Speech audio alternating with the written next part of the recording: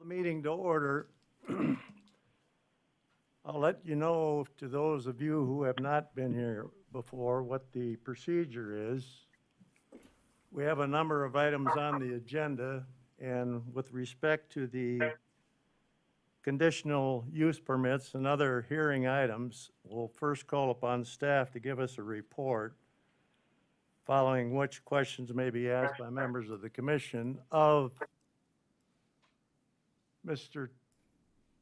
Brown or anybody else who may be appearing on his behalf.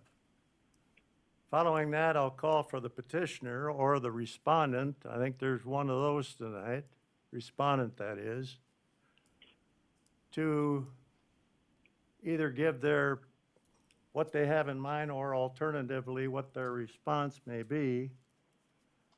Following which, there may be questions asked, and after that, we'll open the floor to public comment.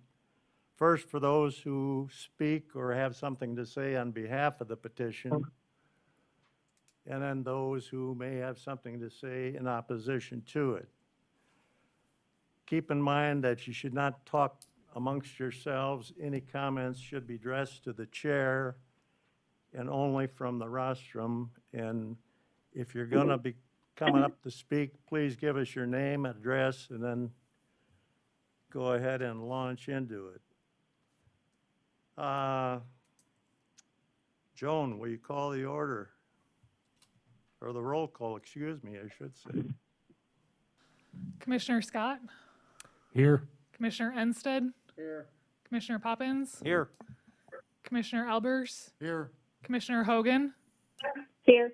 Commissioner Pashby. Here. Approval of the minutes. You've had a copy of the minutes of the January 19, 2021 meeting.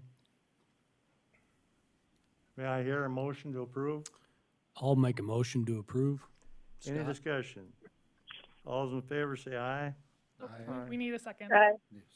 I thought I did. No, I'll second it. Seconded by Mr. Anstead. All in favor say aye. Aye. Aye. Opposed? Motion carries. Approval of the agenda. Any additions or corrections, Mr. Brown? None, Mr. Chairman. Okay, all those in favor say aye. Aye. Opposed, like sign. Motion carries. And the Up. motion. I'm sorry? I don't believe we had a motion for the agenda. You're kind of all over me tonight. Did we have a motion? Do we have a motion? I'll make a motion to approve the Is there- agenda. Is there a second? I'll will second second it. Hogan. Moved, seconded, the agenda be approved. All in favor say aye. Aye. Aye. Opposed? Motion carries. Opportunity for public comment not involving items on the agenda. If anybody has anything to say for the good of the order, for any reason, not to include items which are on the agenda, please feel free to step forward. Hearing or seeing none, we'll go on to the public hearings, the first being application RRZNE 0103 2020, a change of zoning. Mr. Brown. Good evening, Mr. Chairman. So this first application is a petition to change the zone property from the C Commercial District to the I-1 Light Industrial District. Subject property is located at the intersection of County Highway 140 and Interstate 29, or this better known as the Fairview exit. Subject zoning again of the property is currently C Commercial. This property was part of a 63-acre rezone in approximately 2004.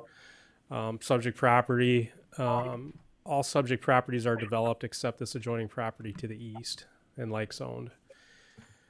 Subject property is currently, the applicant for this is Long Creek Steel LLC. They operate a business on this property.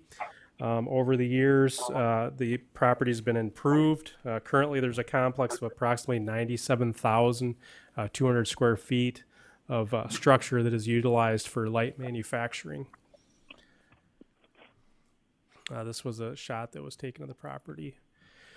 So the petition is to rezone this 11.25 acre parcel to I-1 Light Industrial.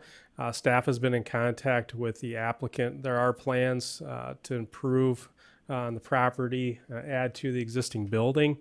When staff looked at it, we addressed that the property is currently zoned C commercial and the use there is I-1 Light Industrial.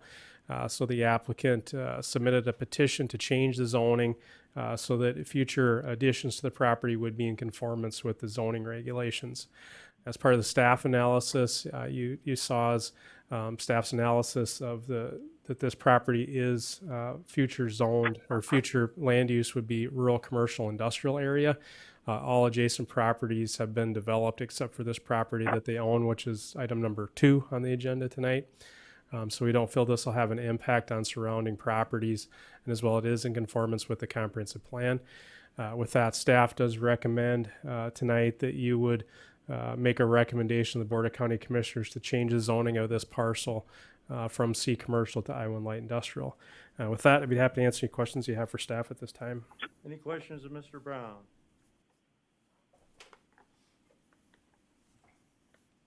Hearing none, I'd ask is there a representative here of the petitioner? Long Creek? Yes, sir. Could you step forward, please? Yeah. Give us your name, address, and your relationship to George Long Hofer. Creek LLC, Long Creek Steel LLC. I'm Mr. George Hofer, and my home address is 28502 465th Avenue, Lenox, South Dakota. And I'm the president, part owner of the company. All right. So we outgrew our Lenox facility, and in 2011, we built the first building. In 2015, we added on warehousing, and now we're at the point where we're ready to burst again. We need coil warehousing to protect our customers, basically. Cause like right now, with steel being as volatile as it is, I don't have room for nothing. I can't. There's projects that are booked into midsummer already, and I just can't protect my customers without having warehousing floor space. So how do you do business that way? So we're at the point where we just need more addition, more warehousing. So I talked to Mr. Brown earlier, and he recommended that we rezone to light industrial as we're growing. So I took his recommendations, and that's what our plans are. That's why you're here. That's why we're here. Yep. Anything else? Nope. That's pretty Any much it. questions of the gentleman? Hearing none, you can go back to your seat. Thank you very much. Thank you, gentlemen. I'll open the floor to public comment.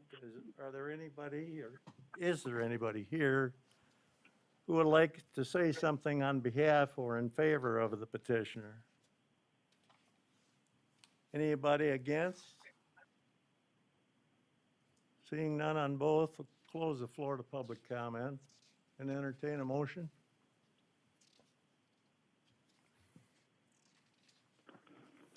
I'll make a motion to accept. Move to approve Albers will second it. by Mr. Scott, seconded by Mr. Albers. Any discussion? Seeing none, call the roll, please. Commissioner Scott, Aye. Commissioner Ensted, All right. Commissioner Albers, Aye. Commissioner Poppins, Commissioner Hogan, Aye. Commissioner Pashby. Aye.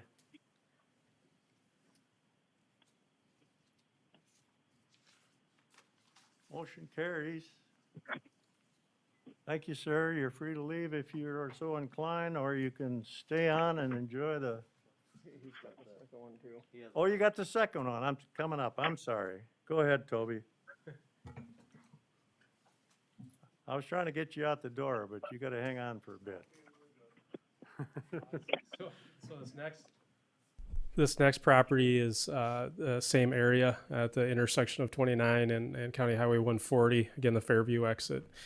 Again, this subject property is just to the east of the property that we just had before us. This property is currently vacant. It's not improved, but it is owned by Long Creek Steel LLC. as well. And again, the proposal that Long Creek still has is, and that'll come before us at a different date, but they're proposing to expand operations and essentially cross, I think the last time we talked to George was across this property line, which that'll be changed at some stage in time. But the purpose of this is to make this like zoning to what's current, or what the zoning proposed change would be on the property to the west. And again, this is a vacant field that was there. As you can see, staff identified in the staff report that the comprehensive plan does guide this property for rural, commercial, industrial, so it is in conformance with the comprehensive plan. And again, all adjoining properties as part of this development are currently developed, so there shouldn't be any impact on those adjoining properties. And again, what I should have mentioned on the other one is that this property is fully encased within the building, so there is no objectionable materials or anything stored outside. None of the operation will be changing with the change of use of this zone. So again, staff does recommend that you recommend approval of this change of zone to the County Board of Commissioners. With that, I'd be happy to answer questions that you have for staff. Any questions of Mr. Brown? Seeing none, I call the petitioner back, or the petitioner's representative. And this is, probably goes without saying, you don't have anything separate apart to say about this. The If same you guy that do, was up here feel earlier. free. Pardon me? I'm the same guy that was up here earlier, George Hofer. Okay. So, Any questions of petitioner? Seeing none, you can take a seat. Open the floor to public comment. Anybody here got anything to say in favor of the petitioner? Seeing none, anybody in opposition to the petitioner? Again, seeing none, close the floor to public comment, and I'd entertain a motion. I'll make a motion to approve. Moved by Scott that we approve, I'll second. seconded by Enstead. Any discussion? Seeing none, hearing none, call the roll, please. Commissioner Scott, Yay. Commissioner Ensted, Yeah. Commissioner Albers, Yes. Commissioner Hogan, Yay. Commissioner Poppins, Abstain. Commissioner Pashby. Yay. Motion passes. Now you may leave if you are so inclined.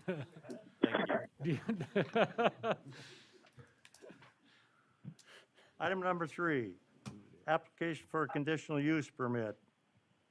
USC 0001-2021.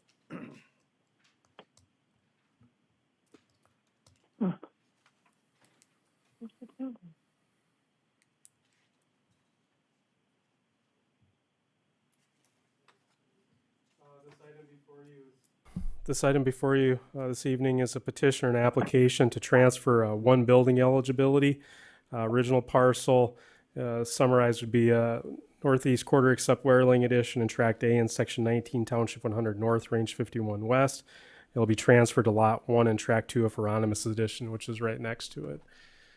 Subject property is just to the west of the city of T. For vicinity-wise, zoning of this property is A1 agricultural. All surrounding properties are like zoned or A1 agricultural. This picture on the screen shows where the transfer will be. So there is one eligibility in this large portion here that will be transferred to this portion here for development of a single-family dwelling on the property. This was the site right now. This property isn't currently improved. It was recently just replatted. So in meeting with the ordinance requirements, staff did review the application. It does meet the requirements as far as ownership and contiguous relationship. It does meet the standards for there are other developments of building eligibilities in the vicinity. This development shouldn't have any impact on surrounding properties as well. And jump that up there.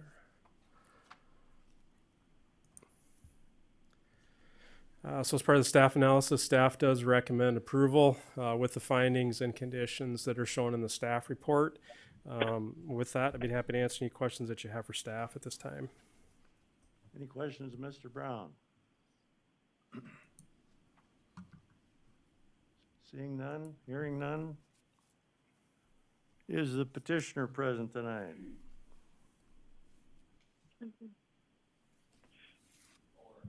Mr. Wedding? There are two Mr. Wetterings. Well, if you both are here, we only need to see one of you. Yes, please. Give us your name, your address, and tell us what you have in mind. My name is Drew Wettering. My address is 1508 South Campbell Trail, Sioux Falls, South Dakota, 57106. The only thing we're planning to do is moving water eligibility to build a house on that plot. Delmer's your father, My grandfather, your grandfather, he's the owner of the property? the owner of the property for the water rights. Yeah. Yes, Anything else? that's it. Okay, any questions of Mr. Wettering? Seeing none, thank you. You can return to your seat. I'll open the floor to public comment. Anybody here would like to say something on behalf or in favor of the petitioner? Seeing none, anybody against? Again, seeing none, close the floor to public comment and entertain a motion.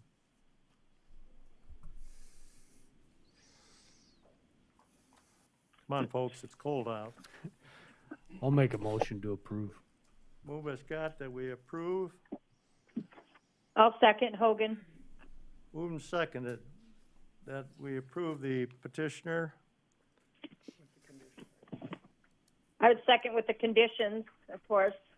With the The findings conditions and the findings of fact, I assume. Yeah. Correct. And was a second to that? The second by Yes. Hogan. Yes, it was.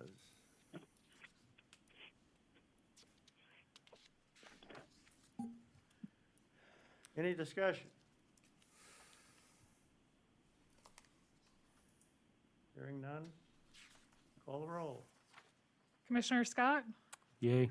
Commissioner Ensted, Yeah. Commissioner Albers, Yay. Commissioner Hogan, Yes. Commissioner Poppins, Abstain. Commissioner Pashby. Yes.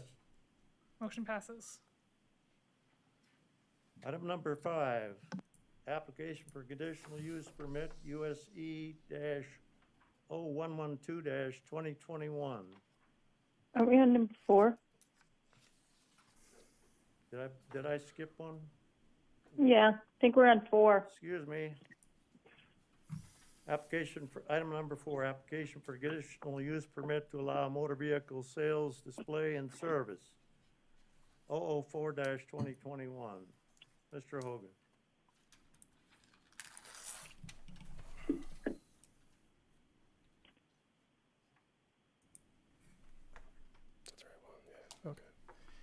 Okay, this application again is for a conditional use permit for motor vehicle sales, display, and service. This property is located in the Southwest Industrial Park, and it is approximately, if you can see on the screen, it's approximately 350 feet to the west of T city limits. Subject property is zoned I-1 light industrial, as is all subject property surrounding it. Subject property again has been improved with a 15,720 square foot building. A conditional use permit was issued with that building to allow for a contractor shop and storage yard. So those are the only uses that are allowed in the structure. We did receive information from Stephen Newell. He is the leasee of one of the suites in the building. He is the applicant for this application. And again, the request is for motor vehicle sales, display, and service within the suite and adjacent to the suite. In the staff analysis, you can see that staff does feel that this property, that use for the property shouldn't be impeding on other properties within the area. Again, it is a conditional use that's allowed within that district. And so staff does, get back to that part there. So jump around there. So staff does recommend approval of the petition with the findings and conditions that were listed in the staff report as shown on the screen. With that, I'd be happy to answer any questions that you have for staff at this time. Questions of Mr. Brown? Wendy, questions? No? There being none, we'll call the petitioner to come forward, please.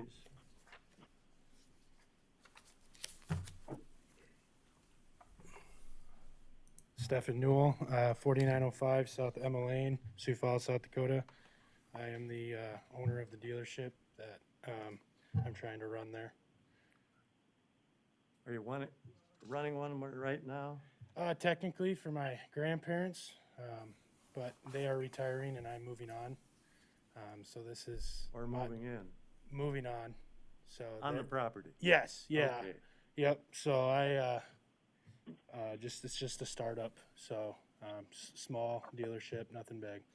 So And do you have a relationship to S&O Building Corporation? I don't. Nope. I just lease Unit 4 from them back in January.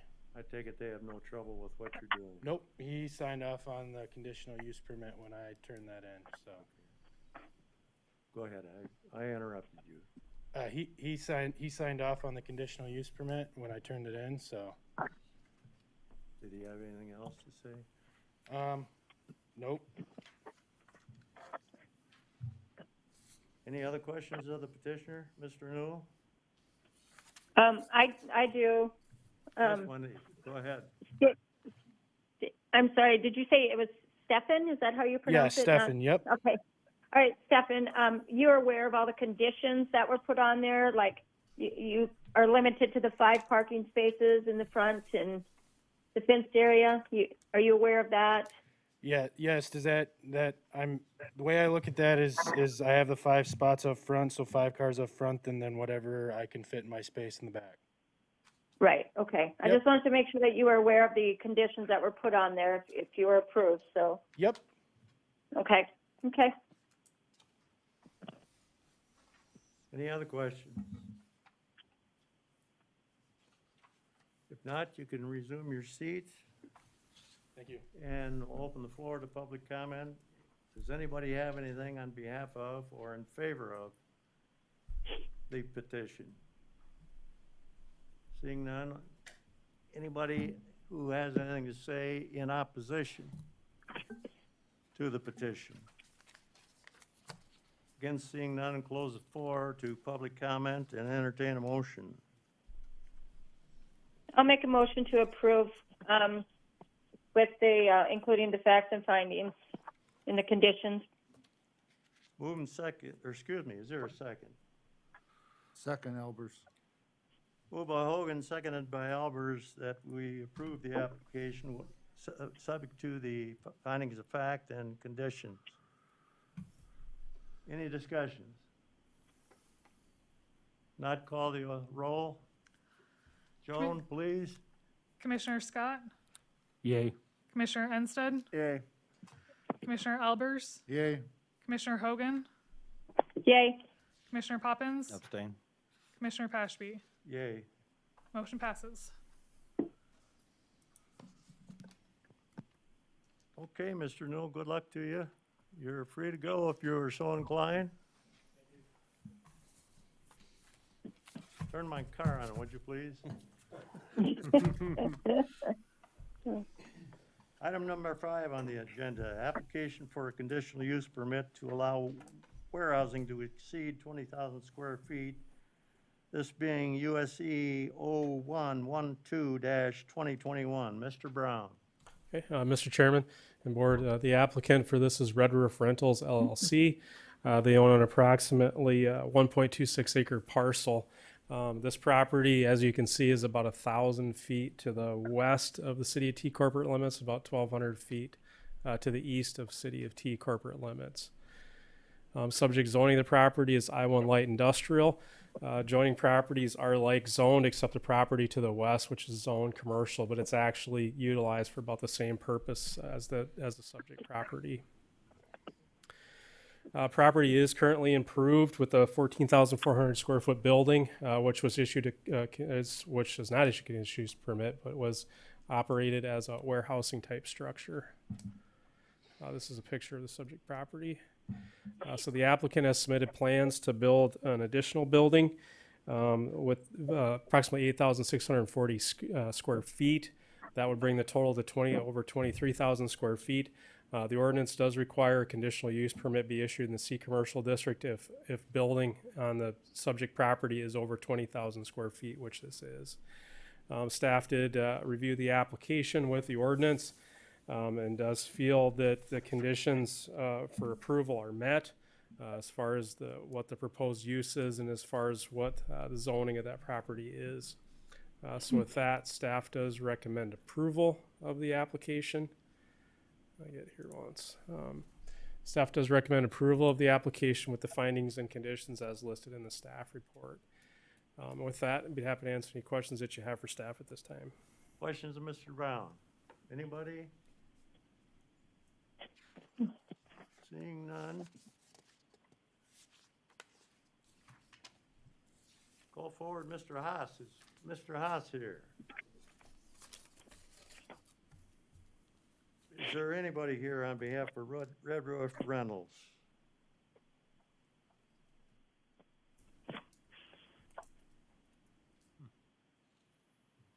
Table? I wasn't aware, I know that we were in contact with the applicant. I wasn't aware that he was or wasn't going to be here tonight.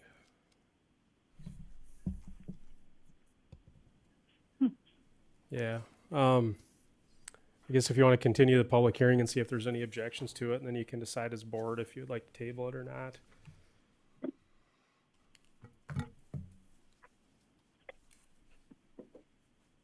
I'll open the floor to public comment since the petitioner is apparently not here this evening. Is there anybody that would like to say something on behalf of the petitioner? Seeing none, does anybody like to say anything in opposition to the petition?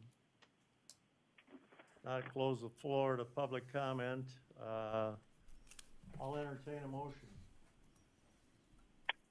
I think we can either go forward with it or alternatively table it till next month. I will let you know next month is a very lengthy agenda. I know that. But this is me personally. I've always been reluctant to approve an application or petition of any kind if the petitioner is not here.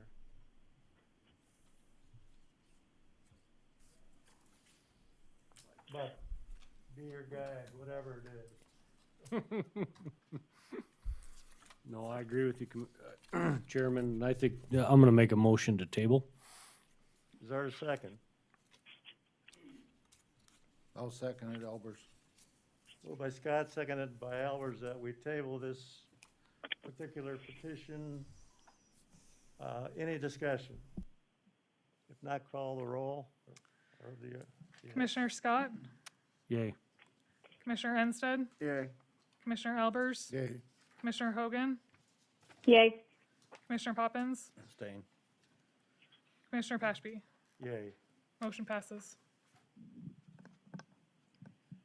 Item number 6, a permit review. This is 14 CUP 022. A conditional use permit for a Class 1 major home occupation. Mr. Brown. This item is tabled by the Planning Commission, I believe, in November. This item was tabled by the Planning Commission in November of last year. Since that time, staff has discussed with the applicant, and the applicant did update some of the submittal materials. Again, this property is located just to about approximately a mile to the west of the city of T, just north of Highway 106. Subject property is zoned A1 agricultural, as is all surrounding parcels to the property. This is an aerial of the subject property. The subject property is primarily used as a single-family residential property. It has been improved with a house and also our accessory building to the property. And I believe, if I'm correct, that accessory building is approximately 5,000 square feet.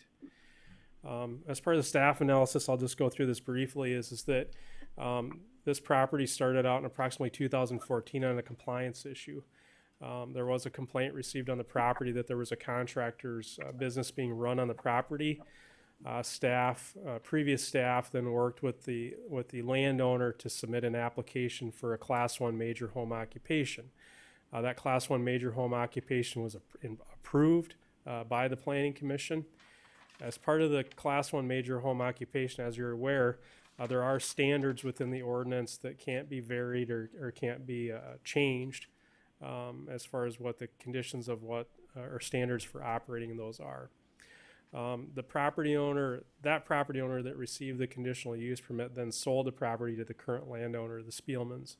The Spielmans are currently operating what we as permitted as a home occupation on the property. And so staff did receive a complaint on the property. Staff did investigate the complaint. Again, in the staff analysis did identify that there was approximately 3 violations of the existing conditional use permit, primarily being outdoor storage, and then also number of employees on the property. And both of those things are limited with the standards of the zoning ordinance. And so again, we have been in communication with the landowner.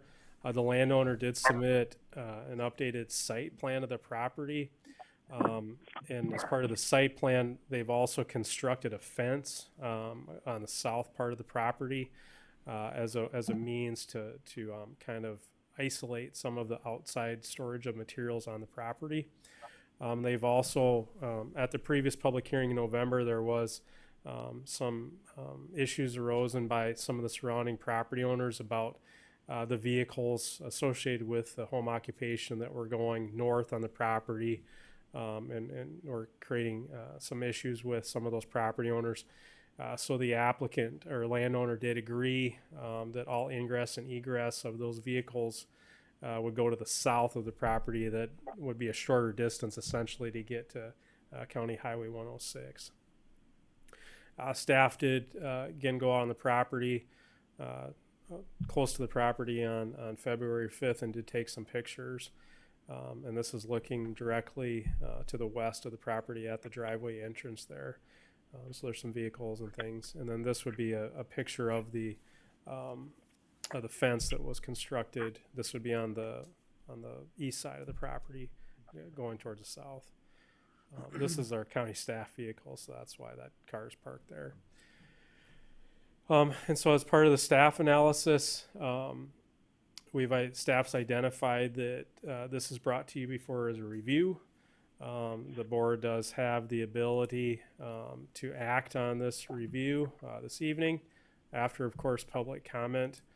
But the options that you have per the ordinance would be that you can either, if you've found that there's substantial evidence that they're not in conformance, you can revoke the conditional use permit, or postpone action, or amend the existing conditional use permit.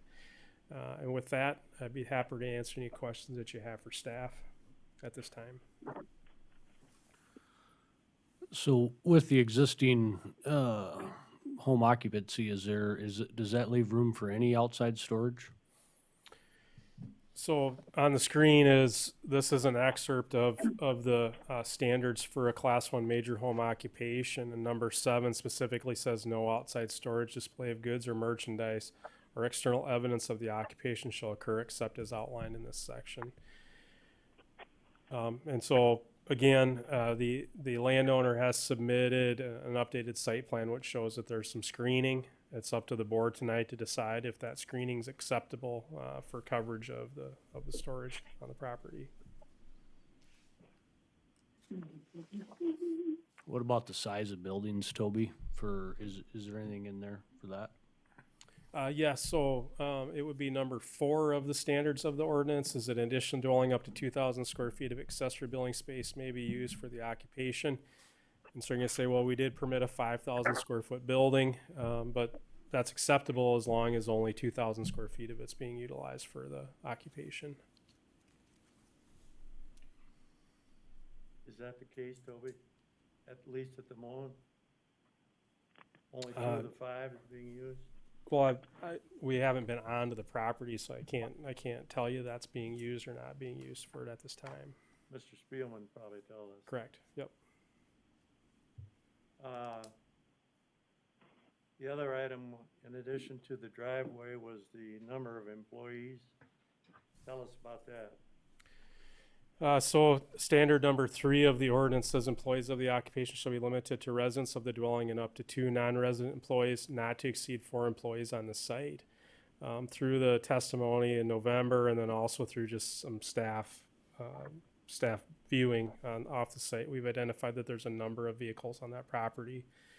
And so we've talked to the landowner about options for that to be in compliance, such as ride shares or, taking home trucks and things like that. I've been assured by the landowner and their representative that they're trying to work, that they will be in compliance with that condition. By a number of vehicles, how many over 4 is that? I think, if I'm correct, I think we identified 14 at one time, Okay. vehicles. Any other questions of Mr. Brown? Seeing none, would ask the petitioner to come forward. Mr. Spielman?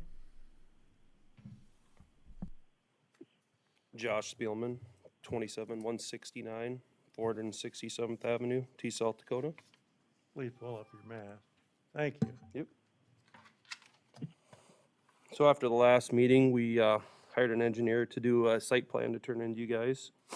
The fence is complete except for the gate, which would be on the southeast portion.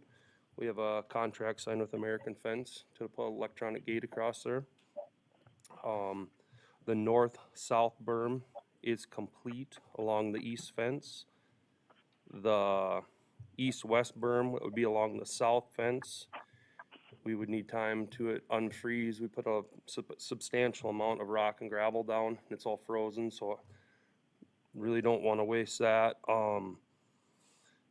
My belief with the 6-foot-high cedar fence with the berms, we plant trees on it, I don't think people will be able to see in it all.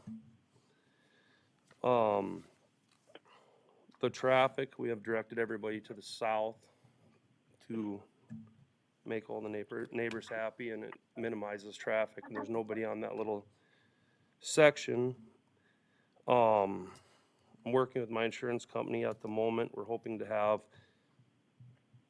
the end of March, having a deal with them. I can have my employees signed to let them drive company trucks home and allow my dump truck drivers drive their dump trucks home and park them in front of their house.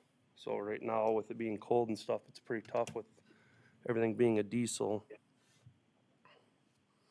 But I feel that we've definitely moved forward with everything on their list except for the employee deal. But we do have a plan for that. Is that gonna be an issue, dump trucks in front of houses? Previous company I worked for, they parked them in front of their house. The drivers drove them home at night, and nothing from the city of Sioux Falls that I've ever heard of, at least. There you go. What's identified, or you've identified as a cedar fence, is the opaque fence referred to on the drawing? Yeah, I think he's calling it as a wood fence that way. But it is a cedar fence? Yep, Is- yep, a picket fence. On the east and west and north sides, is that all in place? Yep. Okay.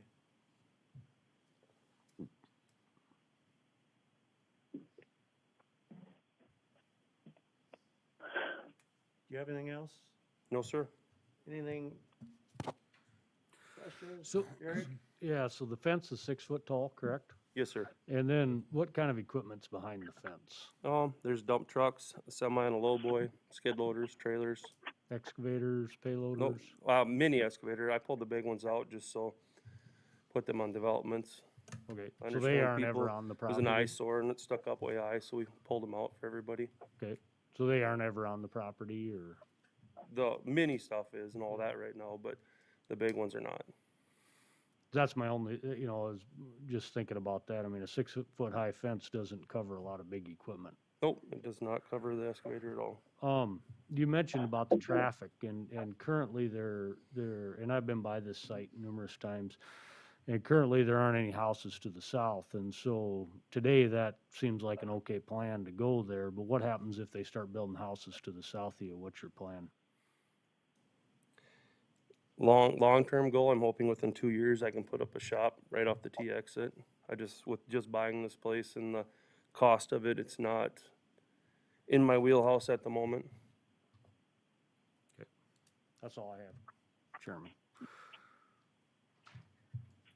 Any other questions? What really good does it do you to have a 5-foot berm and a 6-foot fence? You plant evergreen trees on it. We're Oh, looking you're at gonna plant probably, trees on top of it, all right. yes, sir. Okay. Thank you. You're a step ahead of me. You can take your seat, thank you. Okay, we'll open the floor to public comment. Anybody here have anything to say in favor of the application?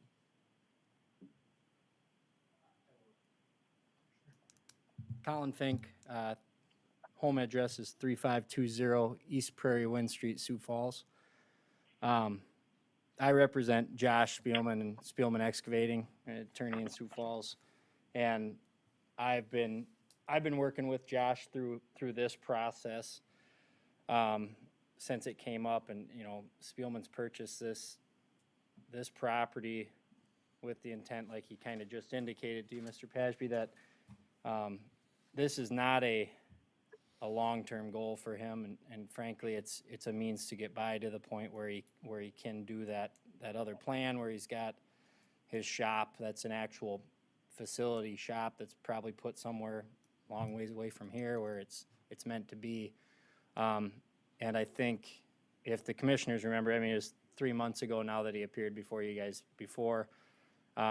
His main concern about this whole thing has been making sure that his neighbors are not upset with what's going on, and he wants to do anything and everything he possibly can to make sure that he's a good neighbor and doing the right thing. So as you can see with the fencing, the work with the berms and his plans for the trees and whatnot for the property, he's certainly taken into consideration the look of the property and trying to improve that on a daily basis, even through what is kind of the prime of, through the summer months when he had just first purchased this property, trying to do all that while being in the prime of his workload as well, being an excavating company. So, I mean, it is a situation where he doesn't plan on it being operated this way for a foreseeable future. It's a short-term fix to what will hopefully be a long-term plan at some other location. But, I mean, this is kind of the means of his livelihood, and he's open to any, he's done what was discussed last time as some ideas regarding the traffic and the fence and the berms, and he's certainly open to whatever the commission might have for any other conditions or situations that he needs to do. I think the big thing that was difficult to come up with was a plan for the employees, obviously. But he's worked with all his employees about ride sharing those that don't take trucks home, taking trucks home, which I know is a big, insurance-wise, just a big hurdle to get over, trying to get people where they can take that equipment home after hours, and obviously any of you can foresee the issues that an insurance company would have with some of that. So he's done a lot of work with that regard, and frankly, that's going to cost him a lot more money too, probably to accomplish that. But he is open to a lot of things. He's jumping through whatever hurdles he needs to make sure that this can be something that he can use and facilitate for the next couple of years while he gets kind of situated where he can move it to a different location and actually have it. I mean, he doesn't want this to be the way it is forever either, but he knows that if he doesn't have the ability to do it now, it'll probably ruin him for the foreseeable future until he can get his feet back under him, and certainly doesn't want to have that happen. So, any Anything questions else? for me? Nothing for me. No, thank you. Any questions? I just have one. I could have asked either one, but as you guys, you bring it up, okay, a couple things. that this is just a short-term fix, to the longer-term goal. But yet we're planting evergreen trees on 5-foot-high berms thinking that that's gonna shield things. Well, in 2 to 3 years, the evergreen trees aren't gonna do that. So I question that. I secondly question, where was the business at before it was here? And Josh will be able to give you a more accurate answer, but he rented some space that was not a foreseeable. I mean, that's part of the reason that this property was purchased. Family lived down near Hurley, and so just geographically where the location where he's renting didn't work for the company. This property came up, and frankly, as Mr. Brown indicated, sounds like there had been some complaints about the prior owner and the use of the conditional use permit back then. And it was purchased as kind of what I would call a little bit of a good old boy agreement between the previous owner and Spielman's, understanding that the previous owner had operated a construction company out of the location as well, and kind of that this would fit right in with the conditional use permit that he had. And now obviously we know that that's not quite the stance in the case, but he's certainly willing to do what he needs to do to appease the board and neighbors and the county for sure. So, I know who the previous owner was, I guess, and I know what his business was, and it seems like it was a lot different than what we're doing now. Fair. So I understand that. I guess the thing I keep going back to is, it looks to me like there's 4, maybe 5 of the 11 conditions that are being violated here that we're out of compliance on. What are your thoughts on that, Colin? Yeah, I think from the last meeting, I would say that the ones that were pointed out, I think the board, forgive me, I'm gonna probably use the wrong language, but when the notice of non-compliance or whatever that was came up, I think there were those 3 or 4 points that were the exterior visibility of the business or the occupation, I think maybe the nature of the occupation, and then generally the big problem is employees. Okay, so number 1 is the occupation shall be conducted entirely within the dwelling. Okay, that isn't happening. Employees of the occupation shall be limited to residents of the dwelling and up to 2 non-resident employees, not to exceed 4 employees on the site. So that would be number 2. Number 4 is, in addition to the dwelling, up to 2,000 square feet of accessory building space may be used for the occupation, and I think we're at 5, is that The right? building size is 5,000 Five. square feet, but I think, But my if we're only understanding- using 2,000, okay. yes. But what it does is it backs us into a corner where we can't build any more buildings to put stuff inside either. You see what I'm saying? Yeah, oh yeah, absolutely. And then I would say, and then number 7, no outside storage, display of goods, merchandise, external evidence and so those are the 4 for sure. And the one I would say, we don't know, the occupation should not generate more than 10 visits per day from clients or customers, and that's one we don't know. Probably isn't happening, but that's one I would say suspect. So of those 4, I guess what you're asking us is to go against all of those, to continue this home occupancy.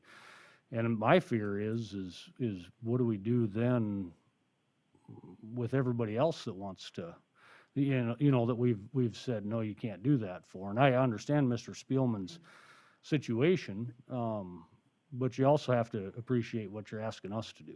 Absolutely. I certainly understand the idea of the precedent that this commission would set in doing that. And frankly, I respectfully would say, we're not asking you to just kind of look the other way. I think we'd ask that because obviously you can't do that.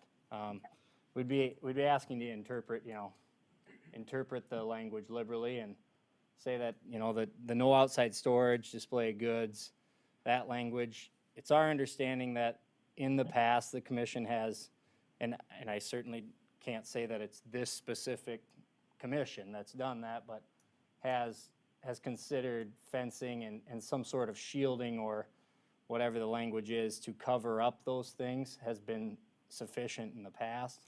Do you I- have some examples No, of that? I can't. I mean, I've No. just had, in having conversations with staff, they've indicated that while it doesn't say that, hey, you can have some fencing and that'll cover things up, it'll be fine. It's my understanding that in the past, that is something that's occurred and been acceptable in certain circumstances. I can't tell you that it's circumstances like this, or if it's a matter of, hey, we need a fence to cover up a bike or something like minimal like that. I can't tell you that.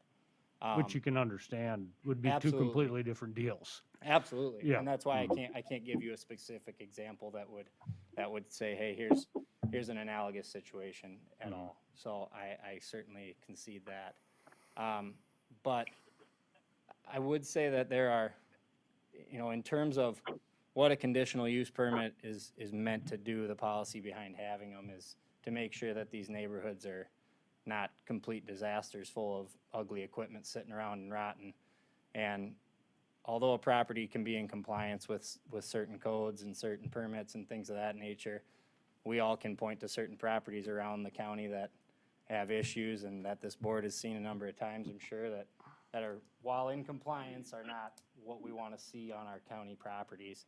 And Mr. Spielman and his wife and the company have gotten this property to a point and are willing to do even more to make it a very nice and attractive property that people will have zero problem being around and would hopefully create value in the area as opposed to deplete value.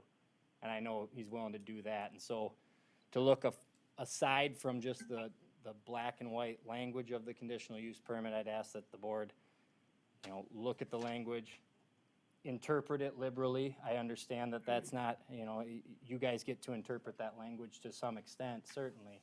And if you think this satisfies what I would deem to be the policy behind this conditional use permit, I think you'd be well in your power to approve these conditions, the certain extra conditions that have been added on to help try and eliminate these issues, and still be well within your rights and powers to say, hey, we're not gonna grant conditional use permits without, that otherwise violate our policy.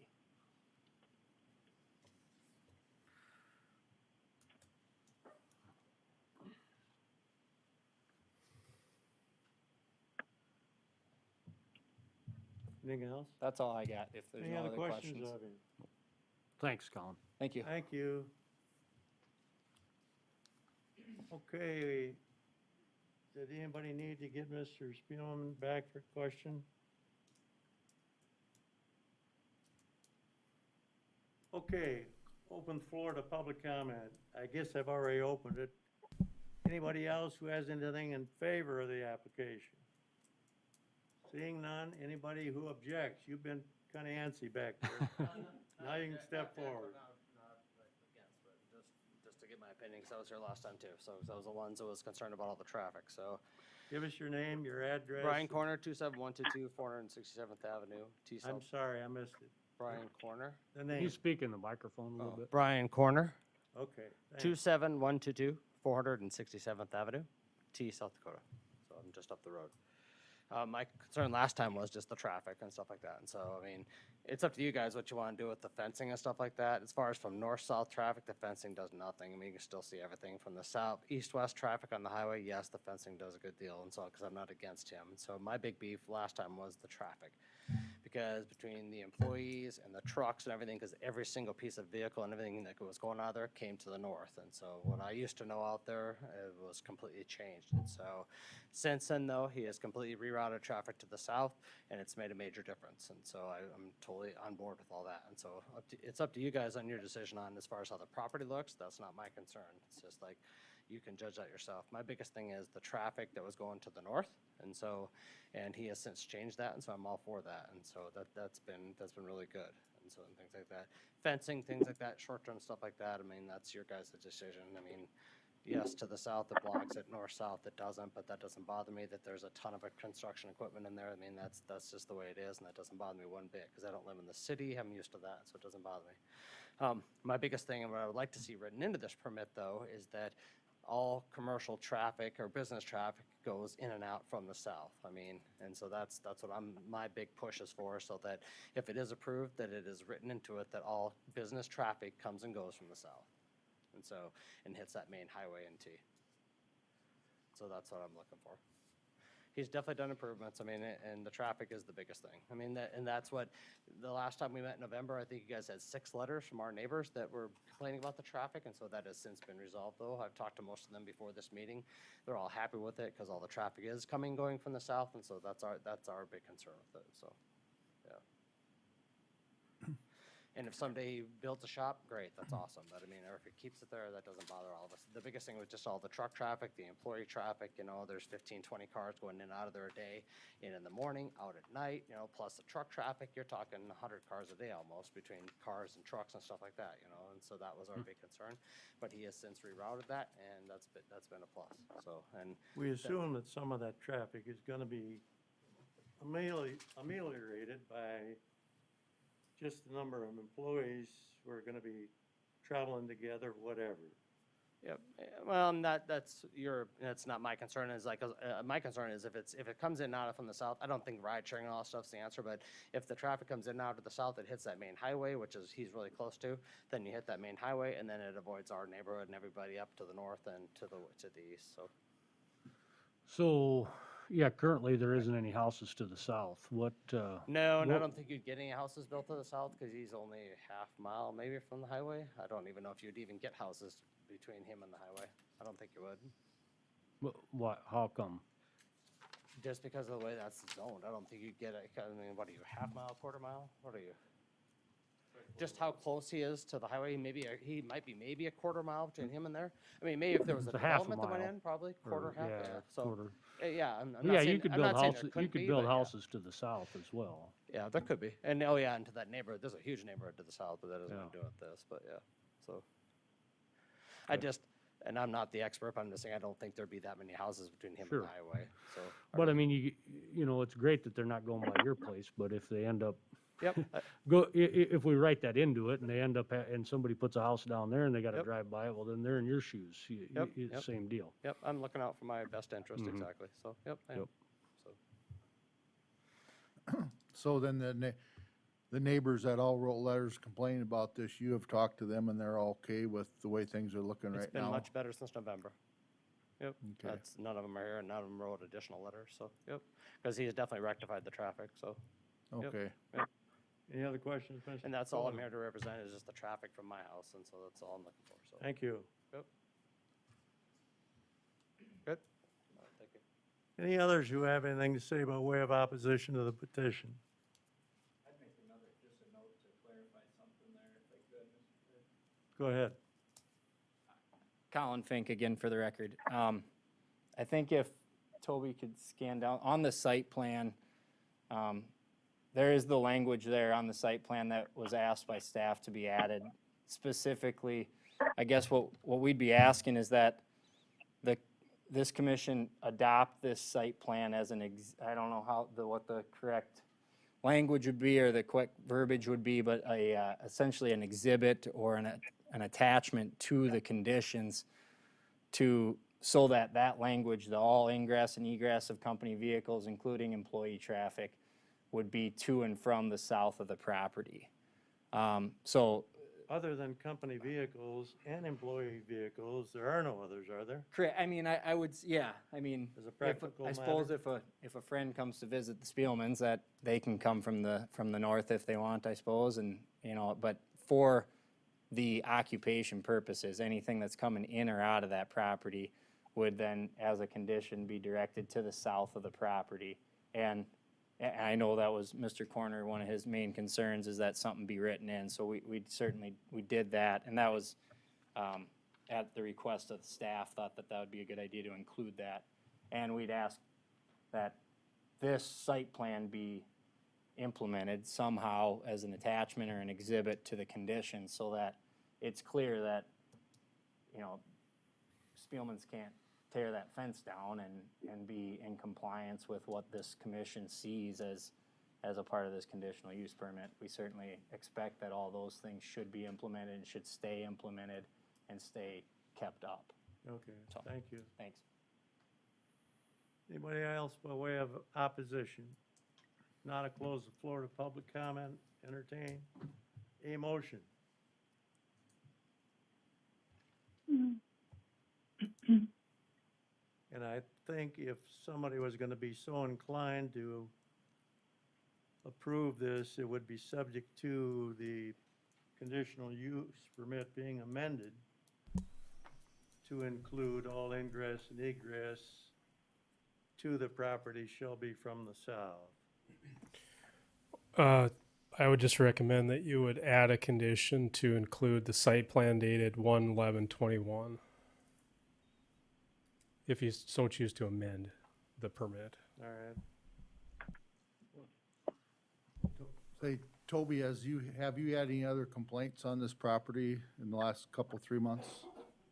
I mean, since he's kind of started this process of putting the fences up and since he's had it done, have you had any complaints? We've had discussions with the neighbors, but no complaints, no. Okay. Toby, is there they talk about they want to do this for a couple of years before they build a different facility. Is there a timetable you can put on this? We can add to as a condition?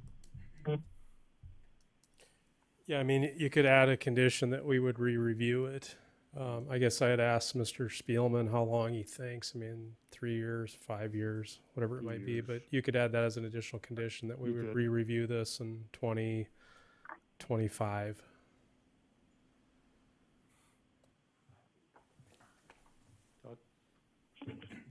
Again, Check for with the, him. yeah, I guess Mr. Spielman can answer it too, and I know we've talked a lot about it, so I'll take the floor since I'm the one he's asked to be here. Obviously, if that's a condition that needs to be put on it and makes the commission feel more comfortable approving an amendment, certainly reasonable, and I know Mr. Spielman would be all for that, if that's what it takes. Obviously, the more time that the commission would feel comfortable giving him, the better. It's certainly one of those things where if he's out in 2 years and this board were to put a condition for a review by 2025, then certainly not going to be an issue, obviously, at that point. If the board wants to review it in 2025 and it hasn't been used in that way in 3 years, then so be it. But, we'd hate to be put up against a wall and have a situation where they're forced out because of a review in 2 years. But again, like I said earlier, he's certainly willing to do and willing to accept whatever this commission will give him for the means of operating this for the time being that he can run his business. But on or about March 1 of 2025, I assume that's not a problem. He'd take whatever you'll give him, obviously. I think, yeah, if 2025 sounded like a good time period, he'd go with that. That'd be 4 years, and you both mentioned something about a couple of years. Yeah. And in my Certainly mind, a couple of years is 2 years, so. Should be enough time. Any other? I'll take a seat if there's no questions, sorry. I guess as far as the board up here, I mean, if the neighbors don't object too much, but there's a lot of vehicles sitting there. Has been all summer, but.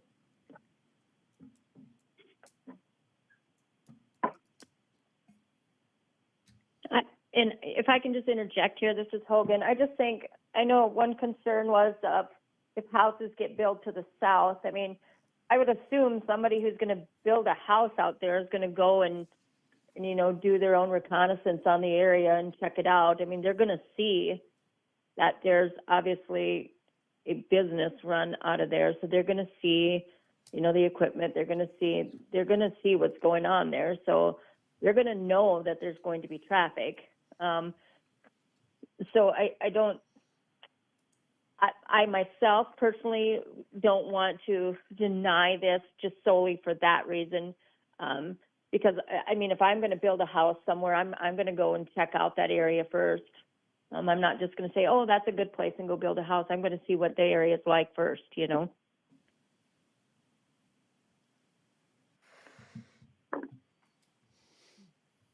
Okay, anybody else? Is there a motion?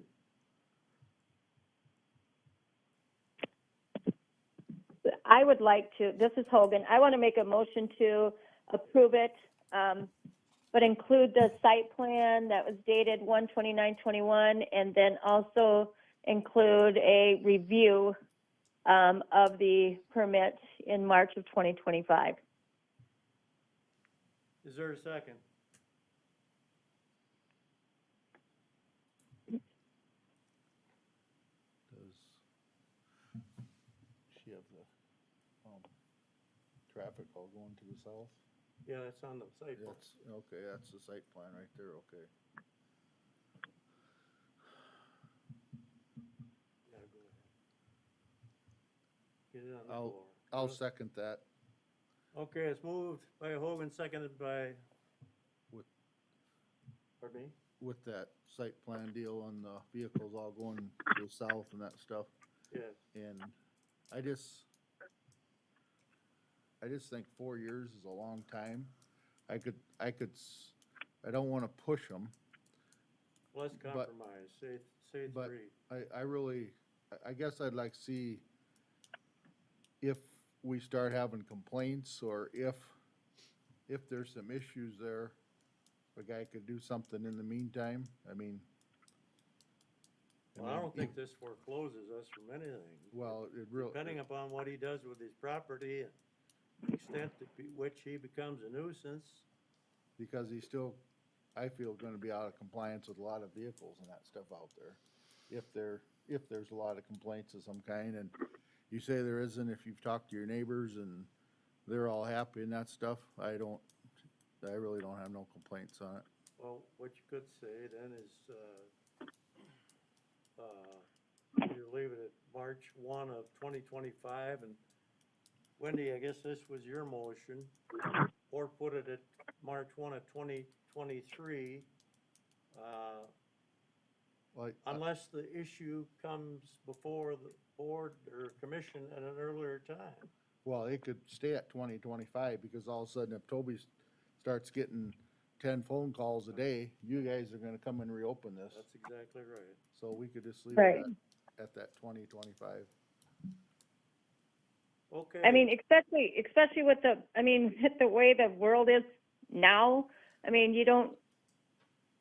I would hate to put it at 2 years and I just don't trust the economy right now, and to have to push somebody into this for 2 years right now, I don't think that's something I'm comfortable with.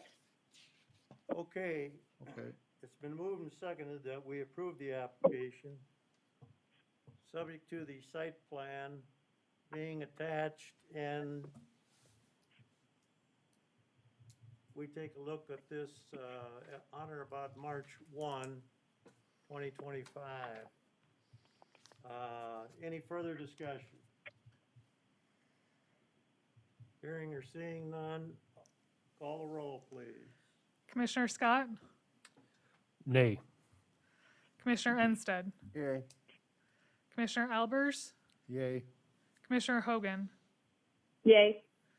Commissioner Poppins, Abstain. Commissioner Pashby. Yay. Motion passes.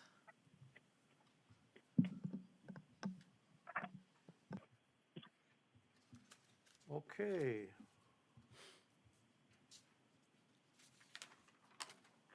Item number 7. Amendment to the 2009 revised zoning ordinances. Mr. Brown.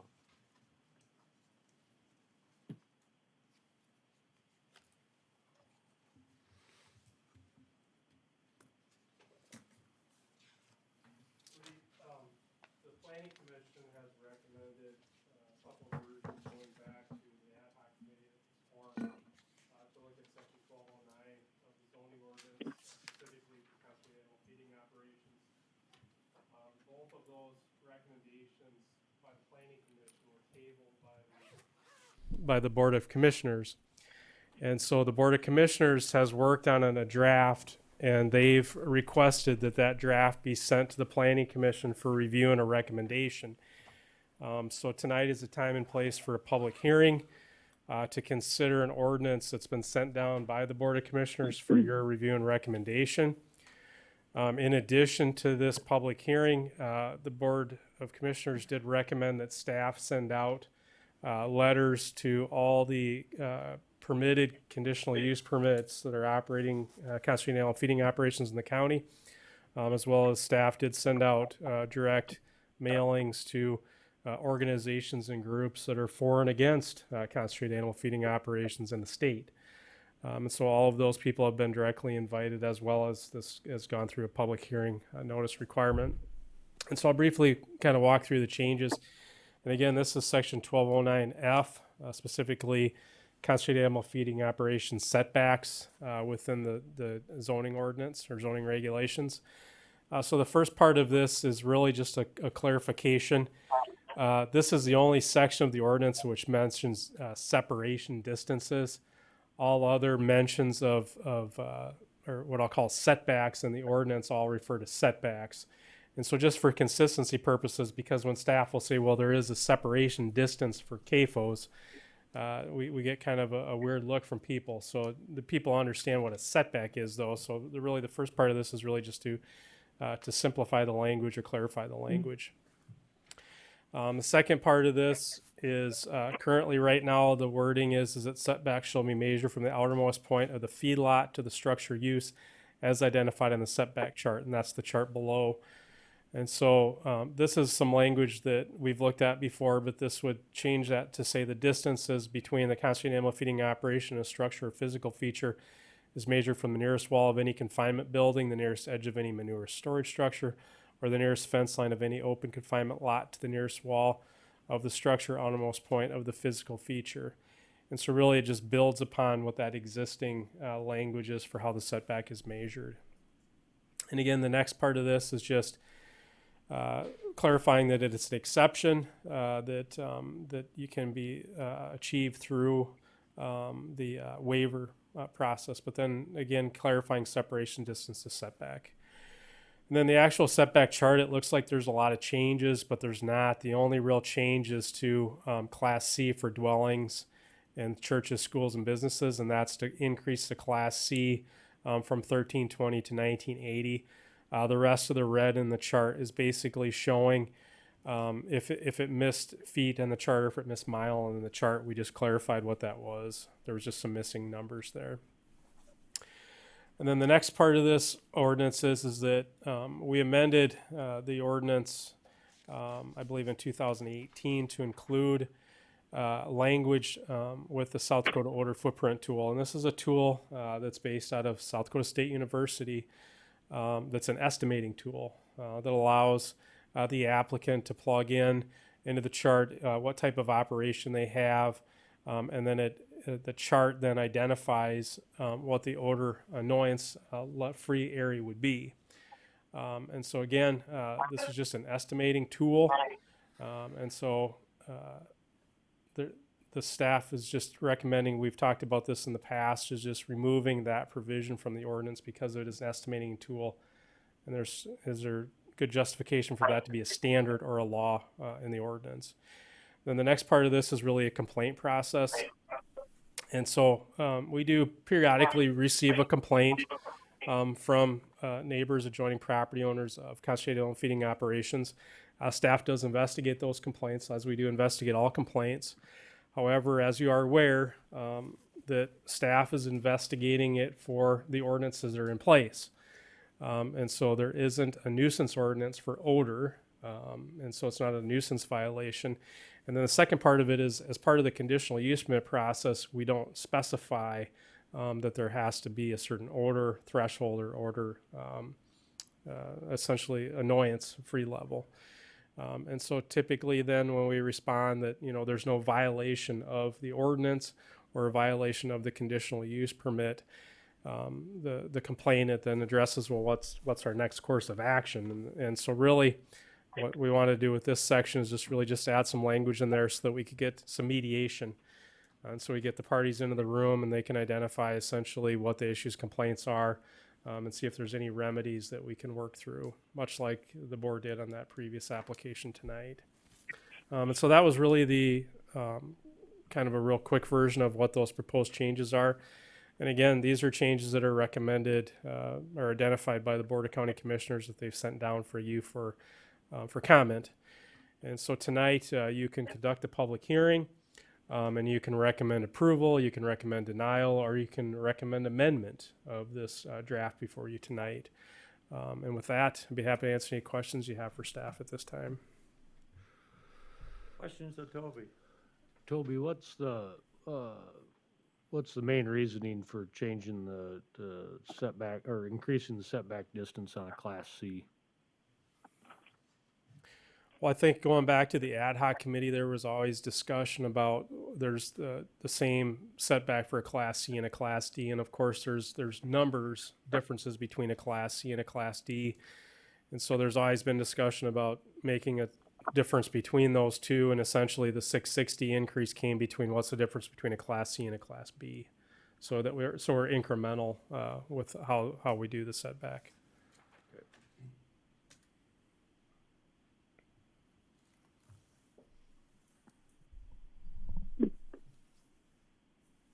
Any other questions of Toby?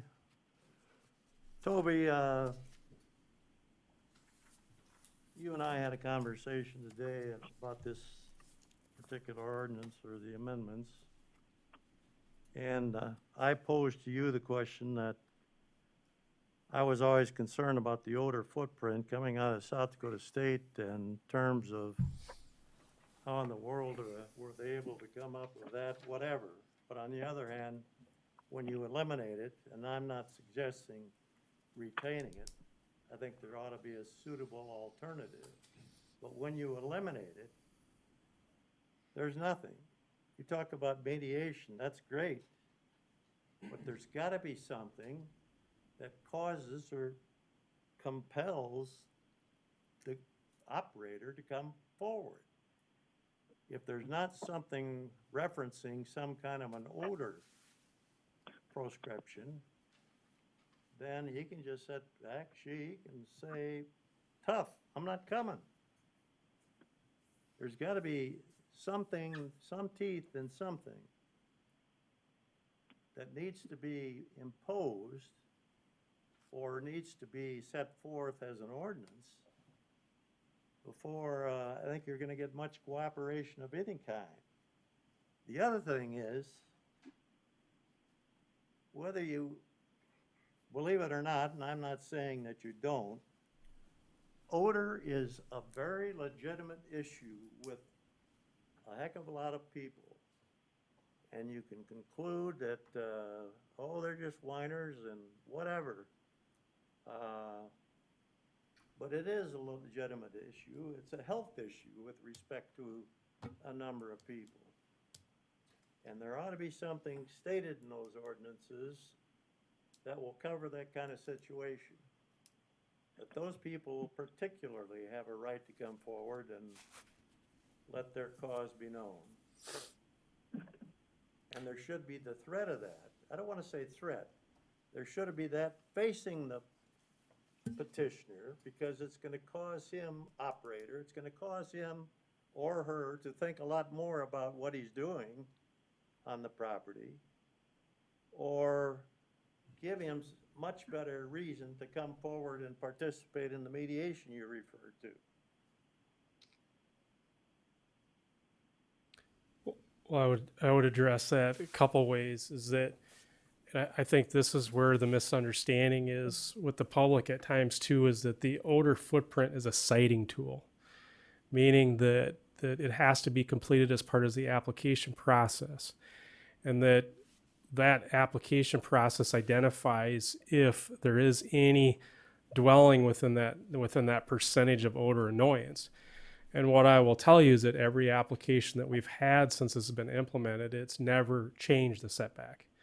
Our general setback is greater than what the odor annoyance identifies. So, and we never point that out at the meetings. We really should, to say, hey, this shows that our setback is greater than the odor annoyance is for that application or for that site.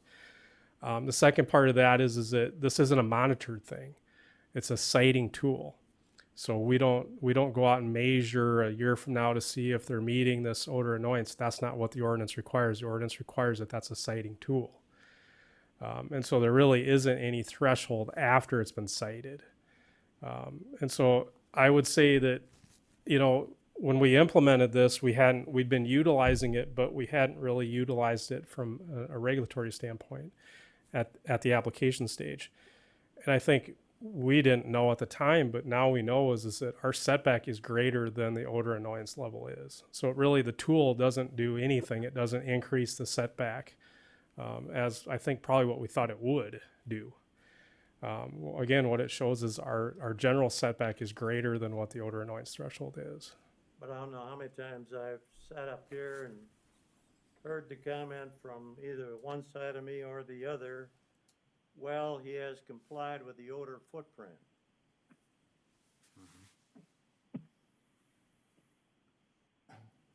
So to some people, it's been more than a tool to look at. Well, we used to use them quite a few years ago. I think we started bringing that footprint out, and as you said, the footprint, the odor footprint, our actual distance was further than the odor footprint. Yeah. And as far as odor goes, every one of us in here is gonna smell something a little different, wherever that is. It depends upon the humidity in the air, how cold it is, how warm it is. There's a lot of issues in there, which way the wind's blowing, how fast it's blowing. I mean, there's a lot of issues in there. So when it comes to, you almost gotta go back to a distance, a setback. Because if all of us go out and stand 1,500 feet away from the building or from wherever, we're all gonna smell something a little different. Well, and it was my understanding, correct me if I'm wrong, Toby, but the odor footprint was just used for the permitting process, correct? For the citing process. For the citing process. So it wasn't something that held them into compliance. No, it didn't. It was- So by removing it, Chairman Pashby, we aren't taking something away that's gonna hold their feet to the fire on anything. Well, it was Then we're something- still in the same boat when it comes to odor. It was something the state came out with here Right. 10, 15 years ago, and we just wanted to see how, you know, how it sat up Yeah, to. exactly. To how But it our wasn't ordinance something worked. that followed the CAFO Yeah, years later that you could come back and cite that said that they were out of compliance with odor. I've got farmers to the left of me, farmers to the right of me, and they're all coming Yeah, you're down. right in the middle. well, I'm just, Come on, let's hear it. It just, I mean, you know, and as Ron was saying, I mean, I live right in between two CAFOs. One's less than a quarter mile away and one's about a half a mile away. And, you know, never have issues with odor at all. So But- But Eric, at wouldn't the you same agree? time, Yeah. site, distance, and the way the facilities are managed and handled probably has more to do with the odor than the distance does. Wouldn't you agree with me, though, that he's been around them since he was a kid? I don't know if you have, but. Yep, pretty sure. Don't you agree that you get sensitized to it after a while? No, I don't own a hog unit, but I've been around them plenty and certain ones you walk in, they're different than other ones, and a lot of it is management and the way they're built. Well, this gentleman to my right, I know, has been sensitized. I think he could live across the street from the biggest one in the county. my wife couldn't. So anyway, I think as far as the odor footprint goes, that discussion is that was a tool that we were using in the citing or the permitting process, and it wasn't anything that was being held as a compliance issue. Is that right, Toby? Yeah, I mean, you can read it there. I mean, per the ordinance, and I really think, you know, and I'll go on this argument, but the big issue is that, again, it's an estimation tool. And so for us to accurately say this is what it's going to smell like completely, we know that's not true. There's no fact into it. And that's where it's a difficult thing to have as an ordinance or a standard or a law, is to have something as an estimation. I'll go a step further is that we have a landowner in this room right now that we had an application from him last year that his particular operation didn't have a category within the odor footprint tool analysis. And so staff contacted SDSU and said, you know, how do we do this? And they said, well, our former staff person's now at the University of Minnesota. Why don't you reach out to them? So we reached out to someone at University of Minnesota. So we crossed the border to give it some insight. But we, in a sense, manipulated it with their guidance. But it wasn't a clear-cut thing where we could just go into the tool and say, this is absolutely what it is. And so that concerns staff, you know, is that that as we go through an ordinance process or a law process, is we make sure that we're not interpreting anything here. We're following the rule as what's established by the board. There's concern there with that is that, again, SDSU's had some staff turnover. They've had some limitations there. And then the second part of it is, you know, staff has also gone a step further because we had public hearings and the public said, well, you need to include adjoining landowners that have CAFOs into the analysis. And we started doing that. But when you read the ordinance, the letter of the law, it doesn't say that we're supposed to do that. So there's concern that, again, is that, you know, I'm not opposed, again, because from our staff analysis, this doesn't impact CAFOs in any way. It wouldn't have stopped any CAFOs that we had. It wouldn't have changed any operations that they had. Really what we're saying here is that should this be a law? Should this be a rule or an ordinance, a law that we as the county are enforcing? And the second part of that, again, is we continually talk about how this is a regulatory tool. It's not. It's a citing tool. And so we continually need to tell the public that, hey, we're not monitoring after this thing has been approved and cited. This is the requirement to get it cited. And that's it, period. I think you all keep addressing an issue, and like I am the lone wolf, so to speak, that's supporting that. I'm not advocating that at all. I just pointed it out. Go ahead, Mr. Prophet. Oh, thank you, Mr. Chairman.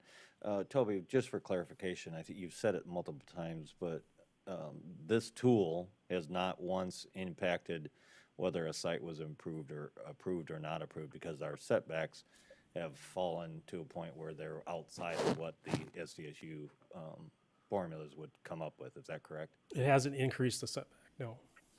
So, but the same token, it is a tool, whether or not it has an impact or not, could remain part of our requirement for the sheer fact that it gives data for people to understand how order does move based on a formula and study that has been done by an SDSU or University of Minnesota grad student 1 year down the road. But so I don't know that it's for or against removing it, but it doesn't impact it, so it wouldn't be a situation that would be a negative for leaving it in there either. So I think it should definitely be part of the application process. And there's a section we could amend it as part of the application process. I'm not advocating it be kept in. You can eliminate it as far as I'm concerned. I don't know about anybody else. But I still get back to the odor issue. Apart from the footprint, what's to keep an operator from willy-nilly doing what he or she sees fit? Doesn't clean their pits, doesn't have any kind of an upkeep, doesn't get rid of the dead animals, and it becomes a pathetic mess in terms of how it impacts on the adjoining, or I should say, landowners in the vicinity. What's their remedy? They come before you and you say, I can't help you. I've got no tool. There's no ordinance. Well, that's not true completely. What you did before this item is if we receive a complaint and they're in violation of the permit that you've approved, we bring it before you for review and potential revoke. So you do have conditions on every single condition. In fact, it's a nuisance, right? No, What you're saying? well, there isn't that I'm aware of. There isn't a condition on any CAFO conditional use permit that they can't be a nuisance. The second part of that is subjective. The county's nuisance ordinance, the only CAFO requirement is that they have to dispose of dead animals within 24 hours. And to the best of my knowledge, we've never received a formal complaint on any of that. Encourage it. If someone knows that they haven't disposed of an animal, they can contact our office and submit a complaint. But that's the only nuisance portion that's relative to livestock confinement. Okay. Majority of these facilities now, if they aren't managed right, they won't be livestock in them very long.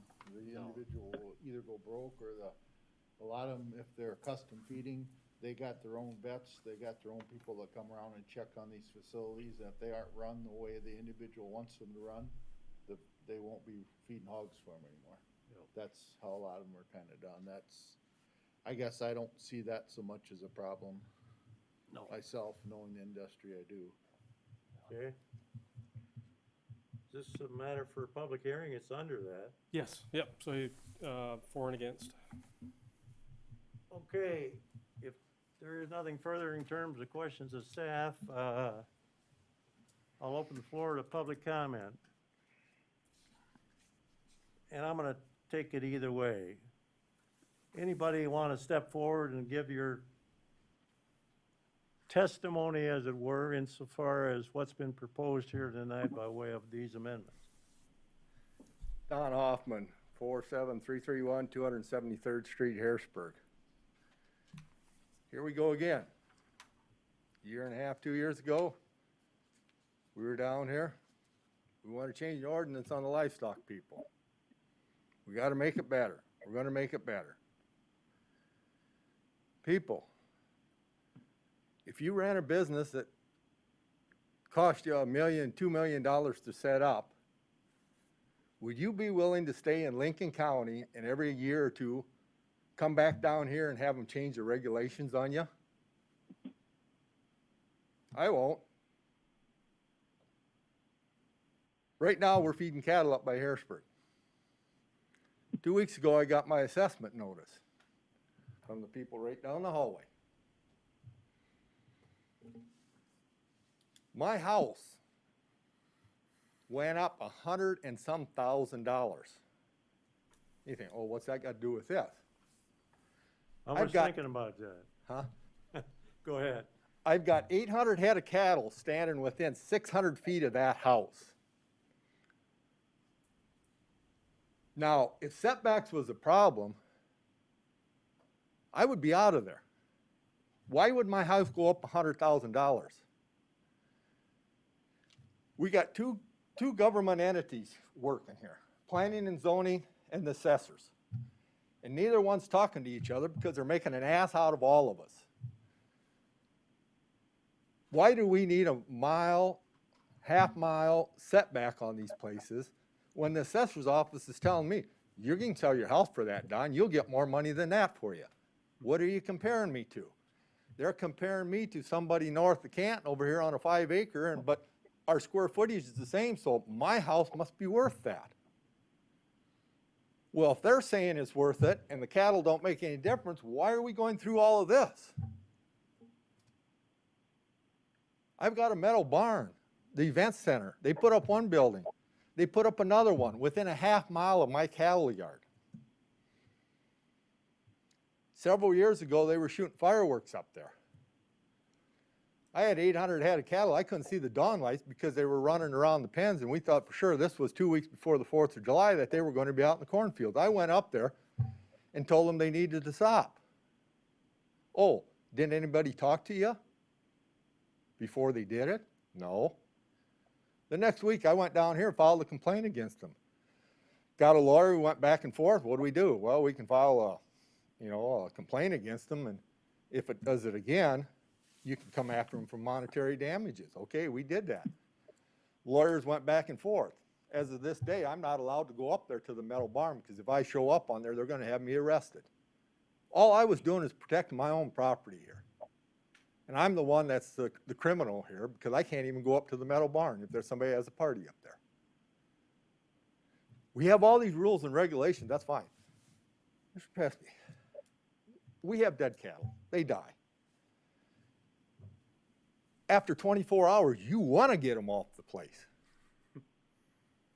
Either that or cover them or bury or do something. I mean, you can't leave them lay around. I live there. And I tell you what, when they start blowing up like a balloon, you don't want them to pop. You want them to go someplace else when that happens.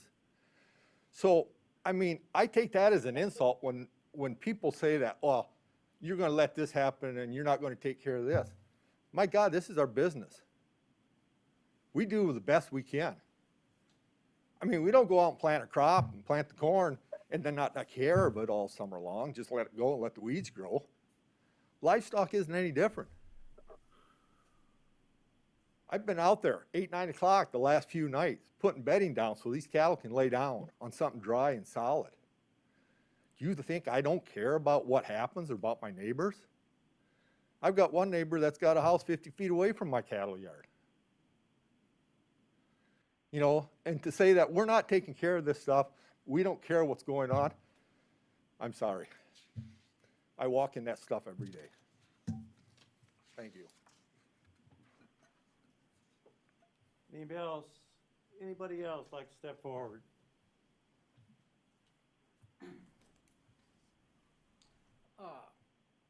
Randy Henderson, 810 Wedgewood, Beresford.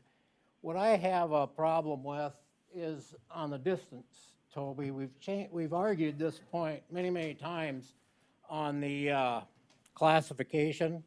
If you could lower that down. When you go from a half mile, the reason we changed it to 5,280 feet years ago was because any operation, whether you owned a 80 or a quarter, you couldn't fit any operation inside that half mile. You know, because because your property goes to the middle of the roadway, but you can't measure that inside your own property to set your building back. And there's a big difference between a half mile and what is that, 2,640 feet. There's quite a, and that happened in my particular case. So that's the only argument I have on that. As far as the rest of it goes, that's pretty much standard procedure, the footprint, all that. We go through that all the time. But that's the only change I can see that I would be against. Just leave it the way it was.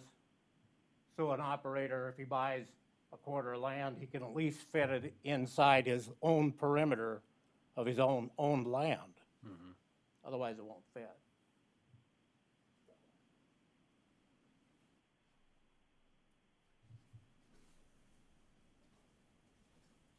Hi, I'm Craig Anderson, 46484 288th Street. A couple of things. With pork production especially, beef has BQA now. You want me that up again? I can't hardly hear you guys when you're talking into this. But pork quality assurance is one of the industry standards that we use, and that they do site assessments on our places so that we have to keep them pretty well up to snuff. Cattle are headed that way because I had to do my BQA, I think a year ago. That was a requirement, if I remember. And so they're headed the same type of way. One of the things also that there aren't too many pork producers that are gonna let too much get out of hand because of biosecurity. The biosecurity is so important anymore to keep healthy pigs so that we don't have to use antibiotics. That's one of the things that's gonna really curtail any bad actors. And like I believe Ron said, that any bad actors, they're generally gonna be gone and out of there, and somebody else is gonna be in running that confinement system or whatever. The thing about the odor footprint, when we started using it, because I was on the board, as some of you know, for quite a while, we started using it when it was based out of Minnesota. We'd used it a couple, and then one of the people up at SDSU had started taking that job on. Well, they have moved, so that's part of the problem, that we can't get them as good to be able to come and get it done right away, so that if you're gonna be working within a 2-month window or whatever, that it's difficult to get it done in that amount of time. Also, we have 13 steps yet that has to be met for the siding and everything. Dead removal, fly stuff, and there's a number of things that have to be met, as you know. And so as long as people are gonna commit to that, and you're gonna commit to, like you say, $800 to $1 million, it's kind of against our interest if we aren't gonna keep things up to date and up to speed and doing the best that we can. And odor is always a subjective thing. That is one of the hardest things to have to try regulate and think, well, this odor, some people it is affecting more. Maybe they're more sensitive about things. But when you move out into a rural area, isn't that one of the things that we need to be thinking that, well, these are gonna be things that are happening out in the rural area. There's gonna be dust, there's gonna be chemicals, there's gonna be odors that you aren't used to. So that's just a few of the things that the clarifying of the text and everything, yeah, I agree with that. We want to take as much of the wiggle room, as much of that out of there as possible. So as long as we can clean that up a little bit and make it so it's less subjective, the better off that we are. The better that we have the planning and zoning ordinances, the easier it is for you guys to make your decisions. Thank you. Greg, one question. Yeah. What are your thoughts on the proposed setbacks? The setbacks, I understand why Class C got moved. As to say there's gonna be that much more odor compared to a Class C and a Class D, like I say, that's subjective. But to say that, yeah, that's kind of halfway in between, I can understand that. Is it gonna affect many producers? Right now, I can't think of some place that it would. It's 220 yards. So you would hope that we would be able to find an area that we could come within that. And when Randy Henderson said that about one of his sites, that was one of the things that when we had done this, that we had changed it so it wasn't exactly on a half mile or a quarter mile or something, to give that little bit of room for somebody that's on the same side of your property. So that was exactly what we were thinking, that we could just have them within that and just be that little bit. So 220 yards, maybe it would be affecting somebody someplace, but right now I can't think of it. And there aren't many producers that want to encroach on their neighbors and cause problems. We want to try to be good producers. I have cattle too. Most of the time, we're going to do whatever we can. Of course, with the rains that we've had these past few years, the cattle was probably worse than the hogs for being able to keep things under control and limit your runoff and everything. So it's going to work against cattle and pigs. So. Thank you. You bet. Any other questions? Okay, thanks. Mr. Hoffman, what I was referring to is the non-resident, or alternatively, the non-on-site operator. There's one that I drove by about 2 years ago. I went to the enclosure. It's not even an enclosure, maybe three-sided dead pig location. There were 3 dead pigs in there that appeared to me to have been there for some time. I came back about 3 days later, they were still there. Now, if that was on your property, I suspect you wouldn't have done that or permitted that to happen. But there are those non-residents, so to speak, that I think probably in more cases than not present the problems if there are problems. Okay, anybody else have anything to say on this issue?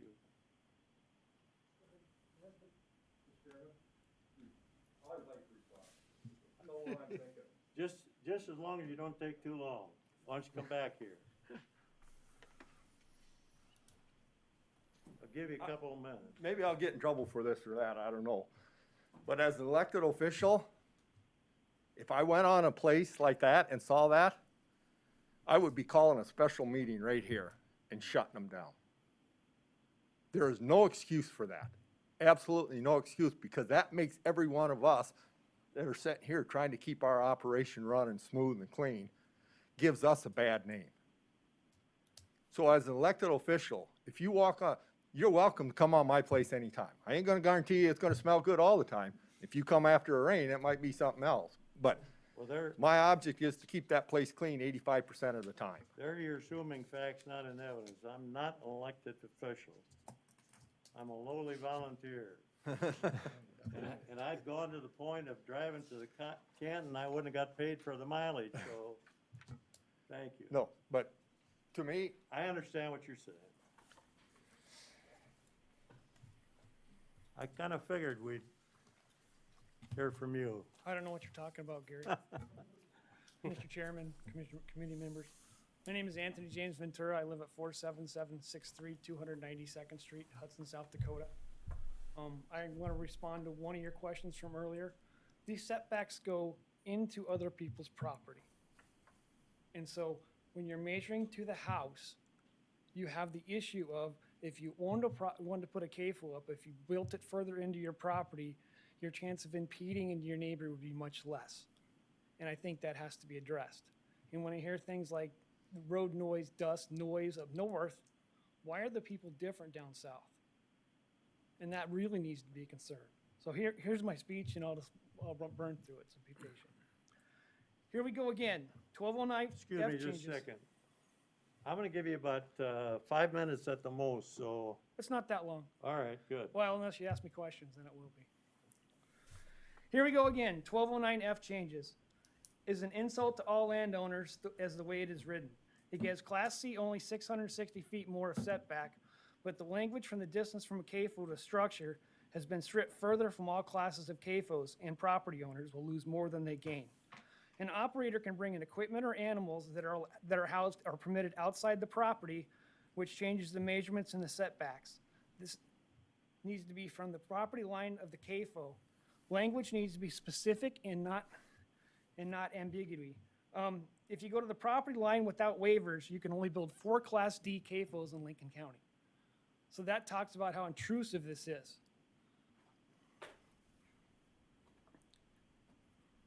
This is not banning ag, but shows how intrusive these facilities are to the people, property, and creates a trespass zoning. There will still be plenty of small animal operations with less CAFO size moving into Lincoln County.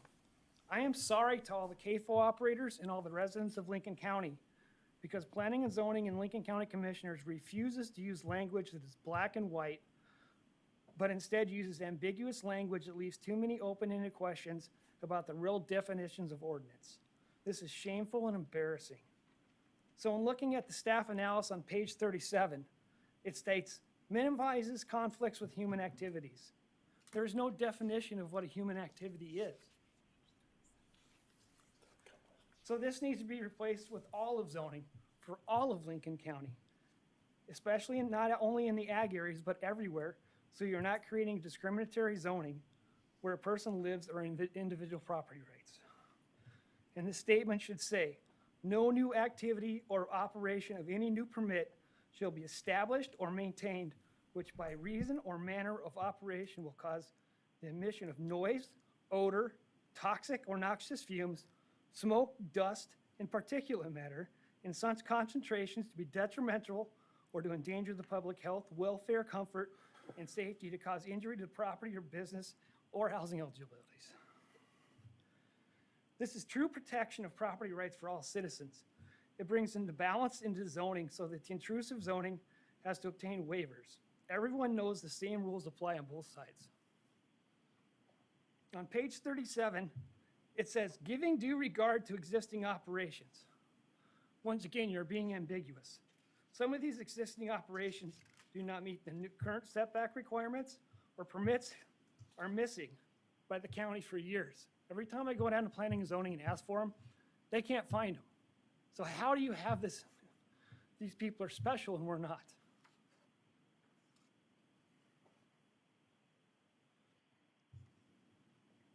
A Class A operator that was on planning and zoning knew when these old changes passed that would require him to obtain waivers from neighbors to change and modify his existing operation. This is called community progressive zoning, which is respecting the property of your neighbors next door, not being selfish for you and your rights.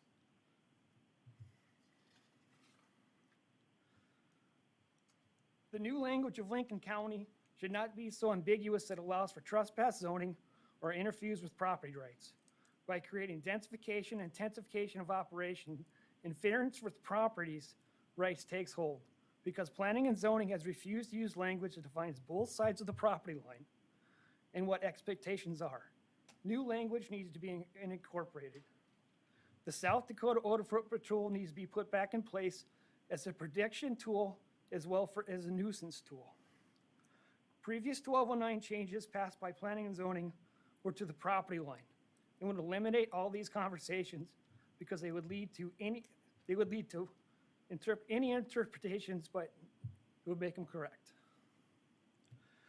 So for this hearing, I asked you to vote down these changes because there's missing language. I would like to see the commission, see it sent back to the commissioners from your last amendment. Maintaining an appropriate crust cover or earthen basin. Managing odors through use of covers, curtains, or biofilters. Things to take care of annoyance from the neighbor. Utilizing South Dakota Odor Footprint Tool for odor prediction for all other adjacent confinements. So when you add or stack, you have to add in.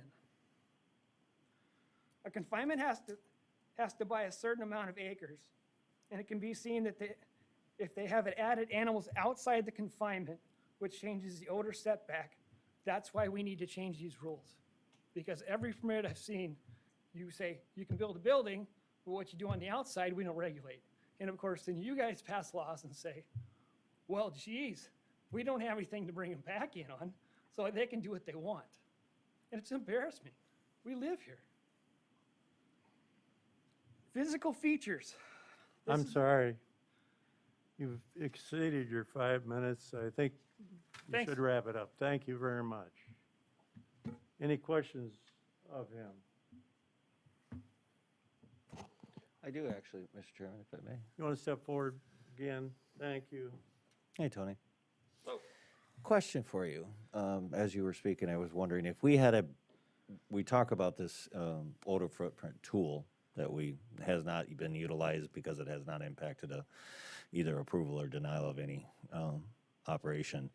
If we had a system that did create a better analysis for odor impact and then could be used to go against property lines if it indeed actually decreased the amount of setback, is that something you would think would be a logical step?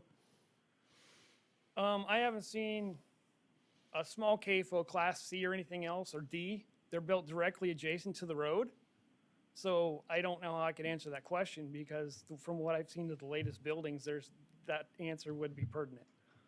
But if you could build something, or you could force them back far enough where the tool would measure from the property line, that would be a discussion, yes.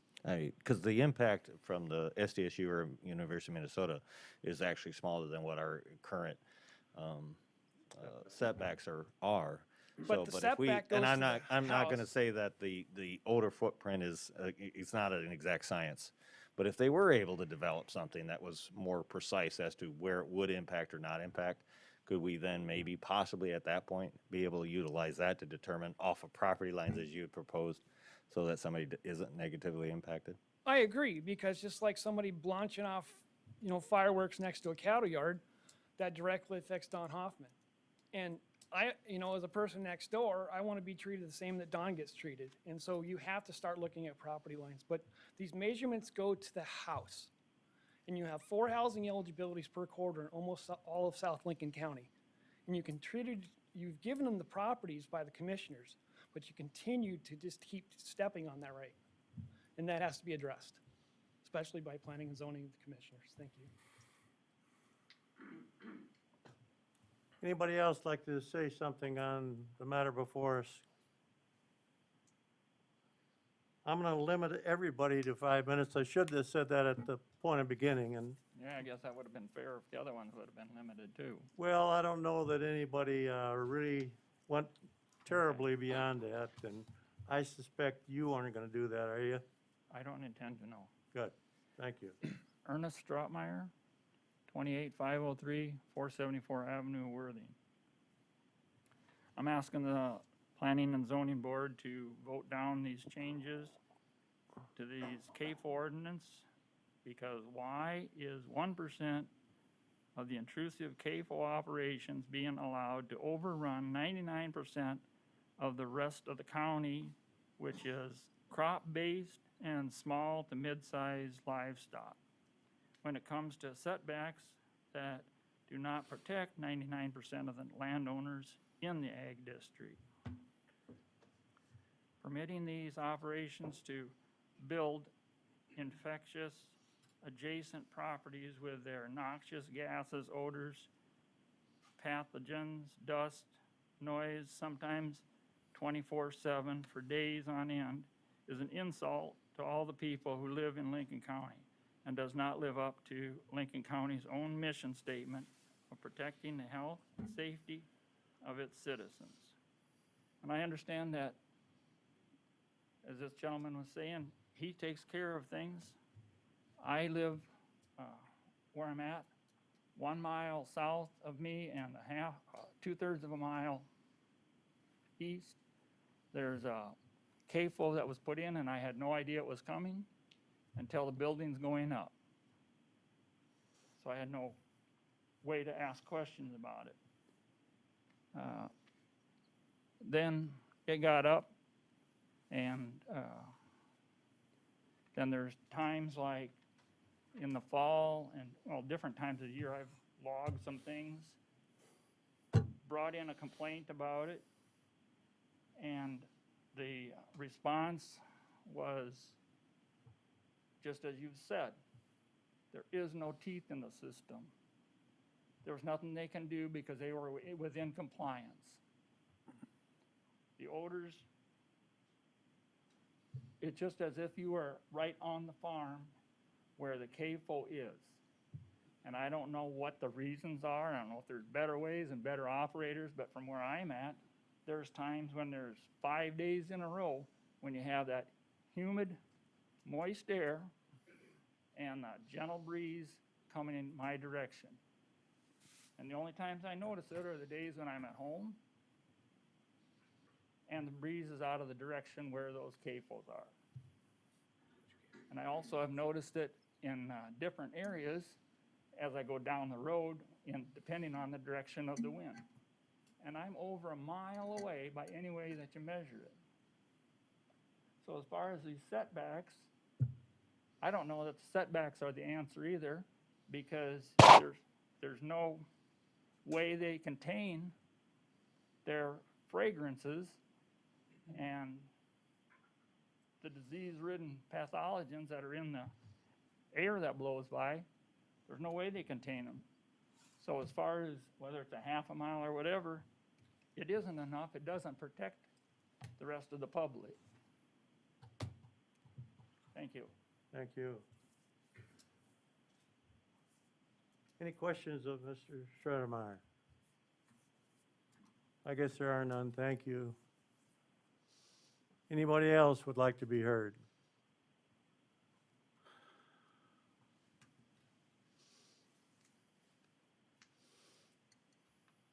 Good evening. Good evening. Lynn Hurley, 48032, 277th Street, Canton. For full disclosure, we do have livestock facilities. We raise hogs. Fourth generation. My son would be fifth generation in Lincoln County. I just want to go through some quick facts.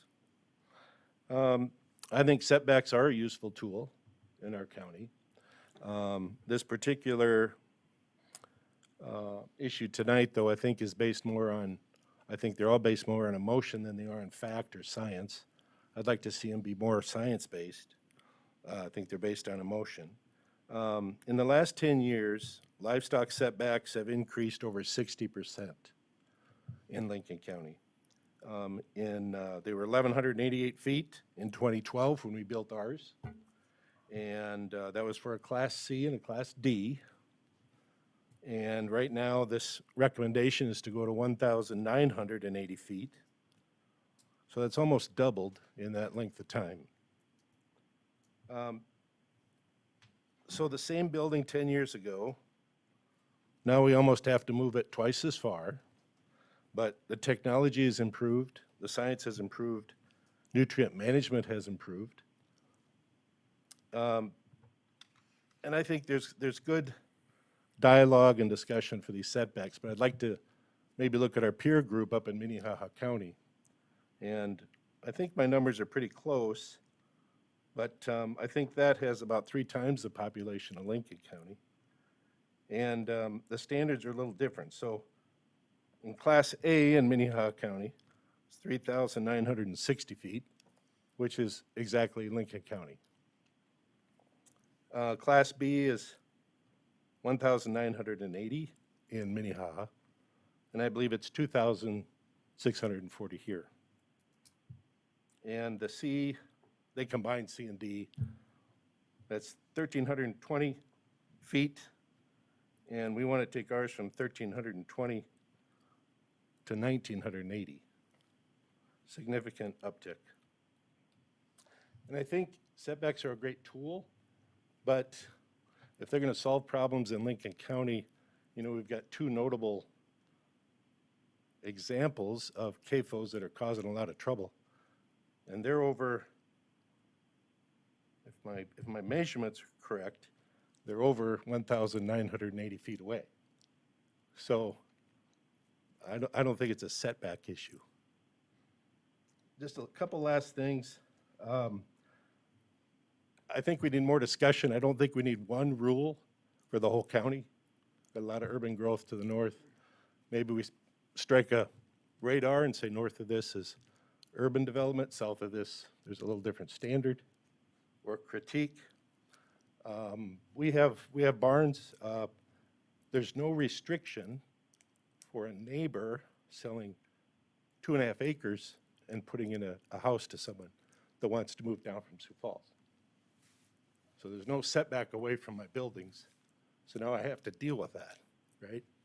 So I think there's opportunity for further exploration of some of these setbacks. That's all I had. Any questions? Questions, Mr. Hurley? I would like to thank the staff for sending out the invitations. I think that's a step in the right direction. Get the right people here and get some more dialogue going. As far as questions about operations, we have a checklist every month we have to complete. Does the generator work? Fly bait, rodent bait, all those things. So there is a checklist, and that's available if anybody wants to see it. So thank you. Thank you. Okay, anybody else? Looks like that's it, so I'll close the floor. Oops, sorry. Mr. Chairman, we did receive 2 emails this morning that I'd Okay. like to read, that they request that we read. The first one is from Cindy Thomas. I'll try to read this fast and get it done in 5 minutes. But so this is from Cindy Thomas. She was unable to be here tonight. I am severely disappointed in this new 1209F CAFO amendment changes. After all the work over the last few years, these changes have taken steps backwards.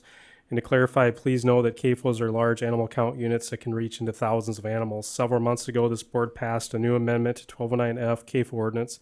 It includes measurements of setbacks from property line to property line.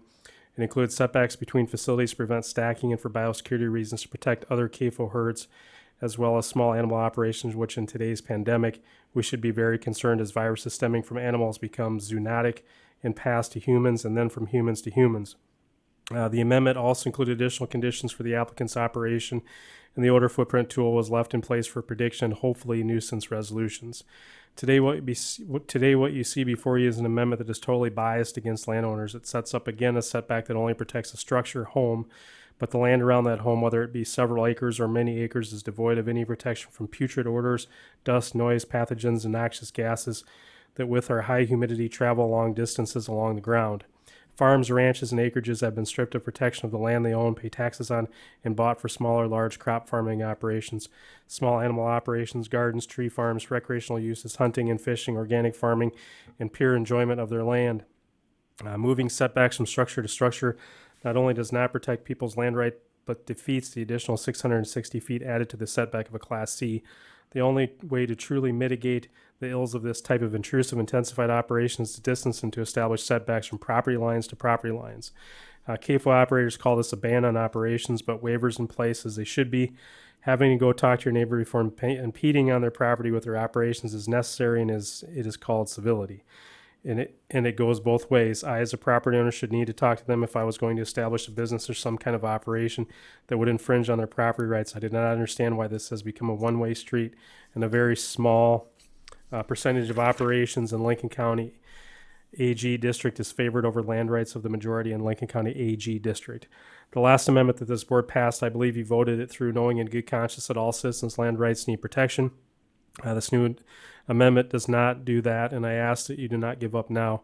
Changes need to be made, and I ask you to vote this amendment down and have the planning and zoning go back and write an amendment that does not discriminate with zoning regulations. Again, that was from Cindy Thomas. The next one is from David Gillespie.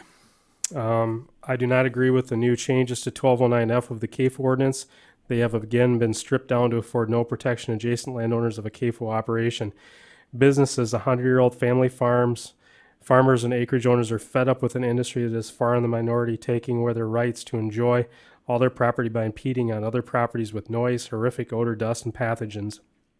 These shallow setbacks are brought only to the housing structure, and the rest of the farm or acreage lies unprotected, and the many uses that property owners use their land for is thrown to the wind. Iowa is full of CAFOs, no more room to build. They have destroyed properties, air quality, and waterways.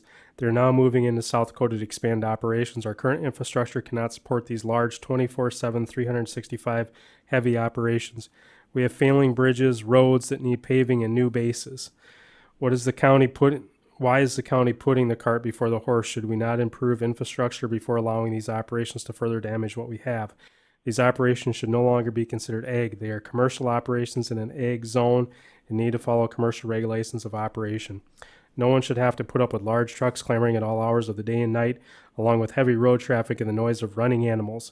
When that is the situation, distance is the only mitigating factor not only to a house or a church, but for all land used by property owners. I also believe the odor footprint tool needs to stay in place. It may not be the best tool, but right now it is the only tool that helps with prediction of odor, and it is a must as it takes into account all odor sources on a property and prevents CAFO stacking, which just adds to all the ills for adjacent landowners. It is a tool for nuisance complaints. The Planning and Zoning Board has in the past passed changes to the CAFO ordinance to protect the land rights of the people in the Ag District here in Lincoln County. Do not cave now. These proposed changes are poorly defined with wording that leaves far too much open to the interpretation by the Planning and Zoning Department. This CAFO ordinance needs amending, and it has to address intrusive overtaking of other landowners' land. Thank you for your consideration. David Gillespie, 1125 East Elder Street, Canton, South Dakota, 57013. Former Lincoln County Commissioner for 12 years in District Number 2. Anything else? With that, I'll close the floor to Chairman, public comment. can I make a couple comments? You're gonna have one in just a moment. Okay. And would entertain a motion. Get something on the floor. Sir, you know, pull your mask up, please. So I'm going to make a few comments before I make my motion. Is that fair? If you promise to make one afterward.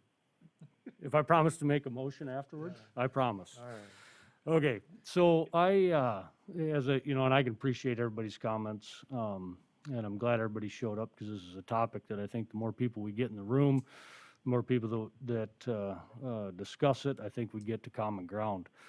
One thing I continue to hear and that bothers me, I guess, is that the CAFOs are infringing on everybody else's property But there's nothing to protect the CAFOs. There's nothing, as I believe Mr. Hurley said, there's nothing in place that if Lynn's son wants to build another hog building currently and meets all the setbacks on a piece of property that they've owned for maybe 5 generations in their family, if somebody comes along and builds a house across the road now, that just changes their plan. And in my opinion, that's no different than we build a CAFO and it affects your 40-acre housing eligibility. It's exactly the same thing and exactly the same issue. But currently, there is some things to protect the acreage person or the house, but there isn't, going back, about anybody that has a current CAFO or wants to expand a CAFO or wants to build one out of thin air in a few years.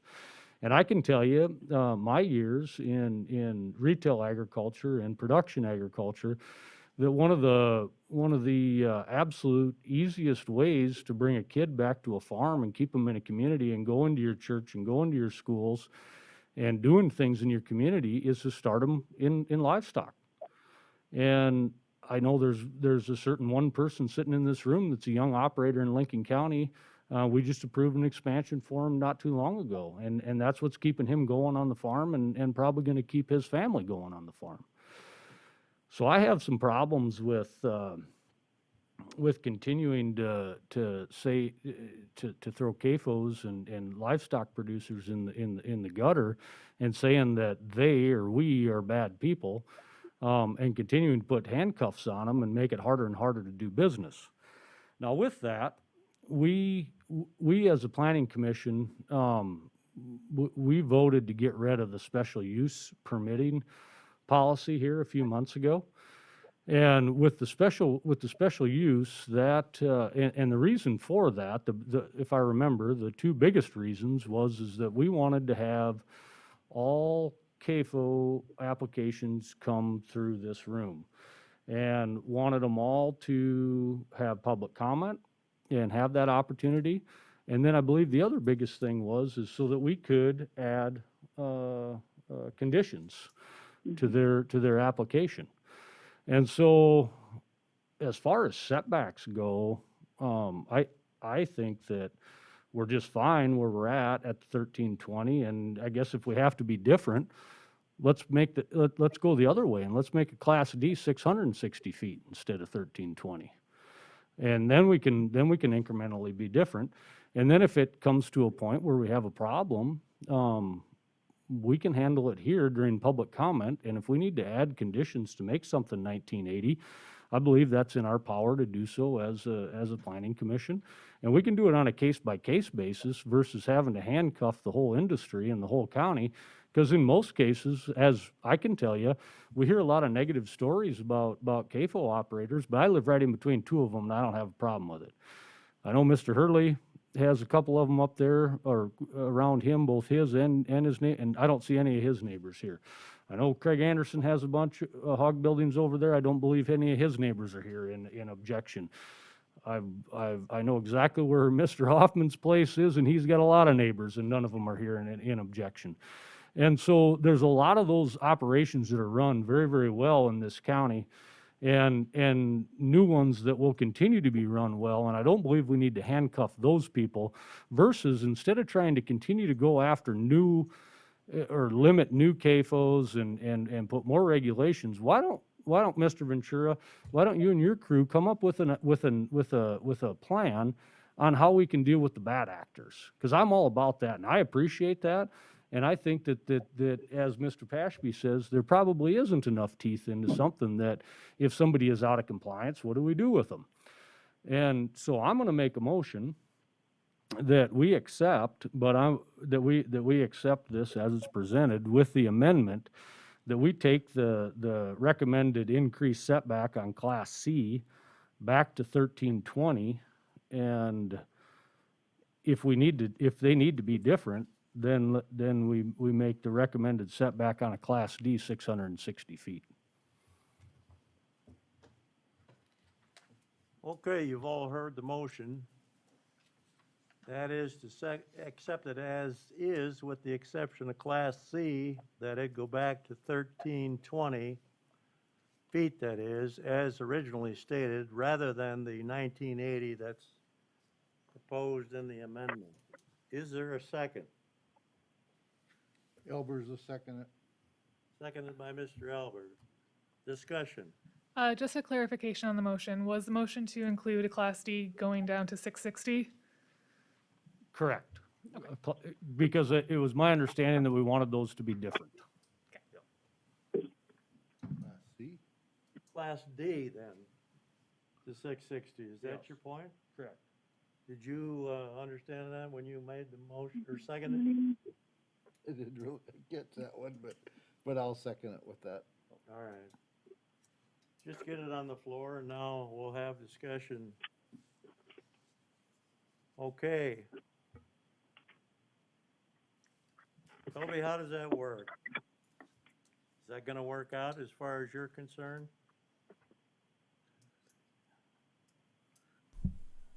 I guess we're staff, we're not policymakers. That's up to the boards. I didn't say What you wanna- were. Yeah. I'm just asking, how does it work with your office? With what? I mean, we would enforce the setback if it was reduced. If I Go may, ahead. Mr. I think, Toby, the question, I don't know if you can hear me or not, but the question would be, given that there's an amendment to it, will this need to go back to a public hearing? No, It will not at this time? no. Okay. So they would act upon it on this one?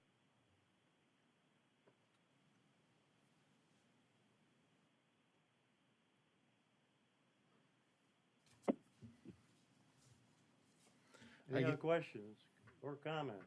I guess I have a couple comments. I live,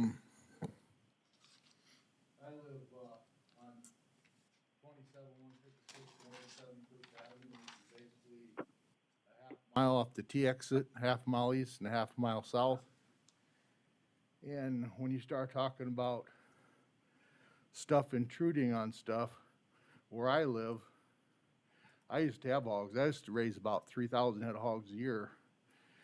And I got rid of them a few years ago because I had so many people threatening just to sue me. I was basically in compliance. It was grandfathered in. But with all the guys, I live basically by Baker Crossing. The road I lived on when I moved there 40 years ago had 5 cars a day on. Now there's probably 150 trucks a day on that gravel road. So when people sit in this room and talk about somebody wanting to go down south and build a house, and they're impeding on somebody who wants to raise pigs a quarter mile away, I'd say let them smell the pigs. Because where I live, I'm 4th generation raising livestock. Basically, all my brothers are, we can't have hogs. We're lucky to have a few cattle where we are. And the city impeded on us and basically shut us down. So there's two sides to every story here. I mean, I feel for some of the guys that live by hog units. I know what they're like. But in my opinion, if you're moving south to get out of Sioux Falls, you're giving up a bunch of rat race in Sioux Falls, and you're gonna have to put up with something somewhere wherever you live. Now, that maybe it isn't what you want, but you own 2, 3, 4, 5 acres. This farmer owns a quarter or 2 or 3 quarters, 500 acres, put his whole life in that quarter of ground, building $1 million hog house facility to raise it so his kids can come back. And all of a sudden, one guy that puts a house up 1,000 feet away is gonna shut that all down. To me, that ain't right, because he can build that house there, and in 3, 4 years, if he don't like it, he can sell that house and move away. You can't sell your farm. You can't take your hog houses away. You can't take your cattle facilities away, not very easy. It's gonna cost you millions and millions of dollars to do it. So, when some people, when this is a tough county, because northern Lincoln County is basically Sioux Falls. And Southern it's a different situation down there, but there's a lot of facilities that can't go up just due to the setbacks on a lot of stuff. And I've sat on this board for 10, 11 years. You know, I'm an alternate now, but, like Don Huffman, if he wanted to do anything there now, I don't think he could do a thing. He's done. He maybe has son-in-law or grandkids that maybe want to take it over. Maybe they will, maybe they won't, I don't know. And he'll probably be shoved out after a while. You know, so when I sit up here and listen to some of these people that move out in the country and complain about different things, I guess I look at, they moved out here. Now you gotta put up with stuff. And as you were talking about dust and all that stuff on the road, well, legally, the way you're talking, you can't even drive down the road to get to your farm place, because you're creating dust. I mean, I'm just saying, I'm just talking about what you talked about the whole time. So, but that's just a few comments I have on here. So, okay. I spoke my piece for a while. Any other Thank you. questions or comments on the commission members? Wendy, do you have anything for the good of the order? Nope, I'm good.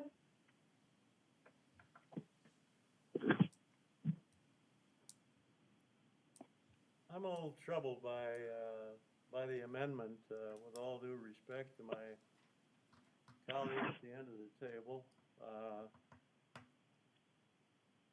Only because these setbacks as amended were proposed following, some discussion on the part of the committee, as I understand it, maybe with a little more than discussion. But to, include an amendment to that amounts to half of what it was to beginning before the amendment is, to me, a little over the top.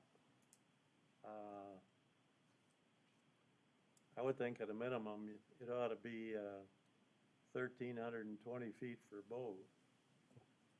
Both C and D. Both C and D, excuse me.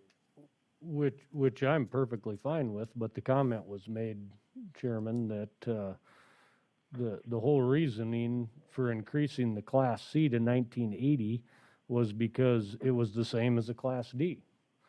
And so if we want to take a Class C back to 1320, and if everybody's fine with just leaving it that way, I'm fine with it. But otherwise, we have to take incremental steps. I mean, from Class C to a Class B is double, so why not from a Class D to a Class C, we double?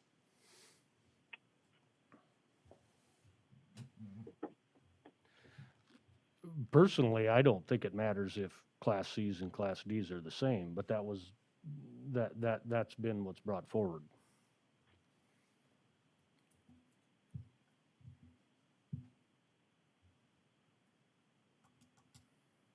Does that motivate anybody to make a motion to amend the amendment, which was a part of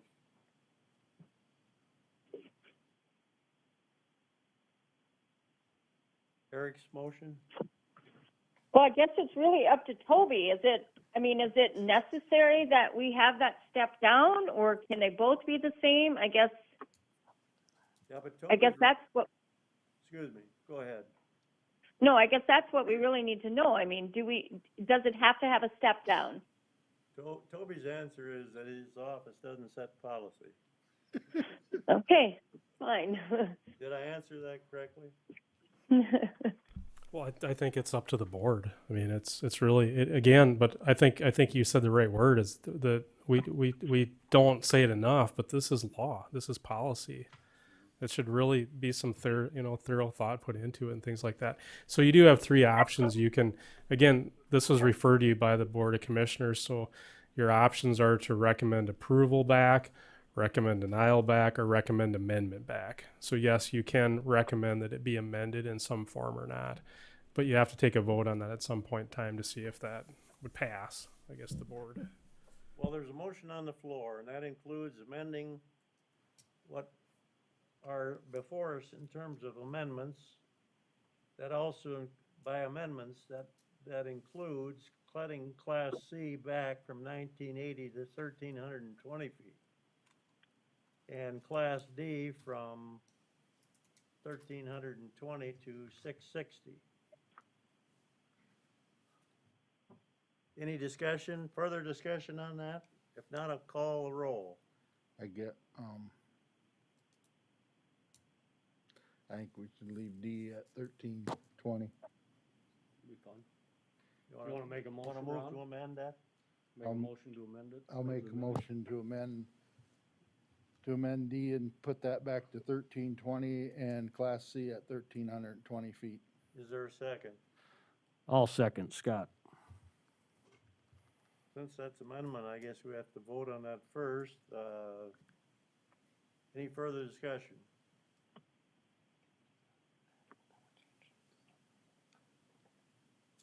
Hearing none, Joan, call the roll. So we're voting, We're voting strictly on the amendment to include Class C and D at 1,320.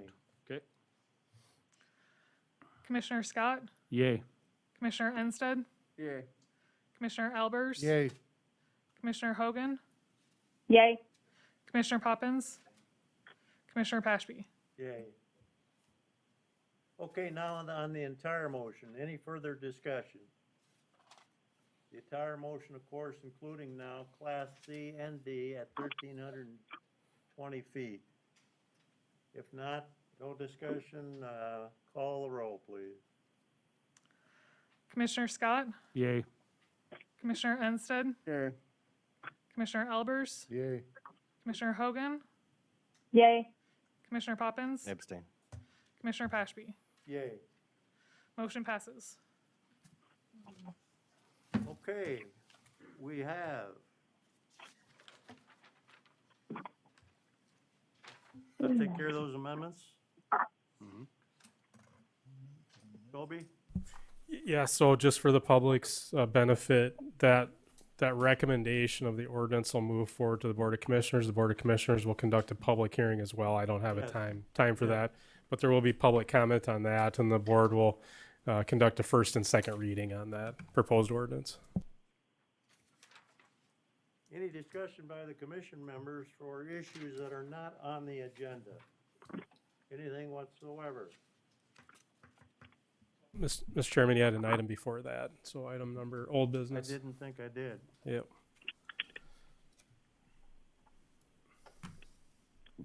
What was that, Toby? The consideration of the bylaws amendment. Oh, the bylaws amendment. I'm sorry. Go ahead.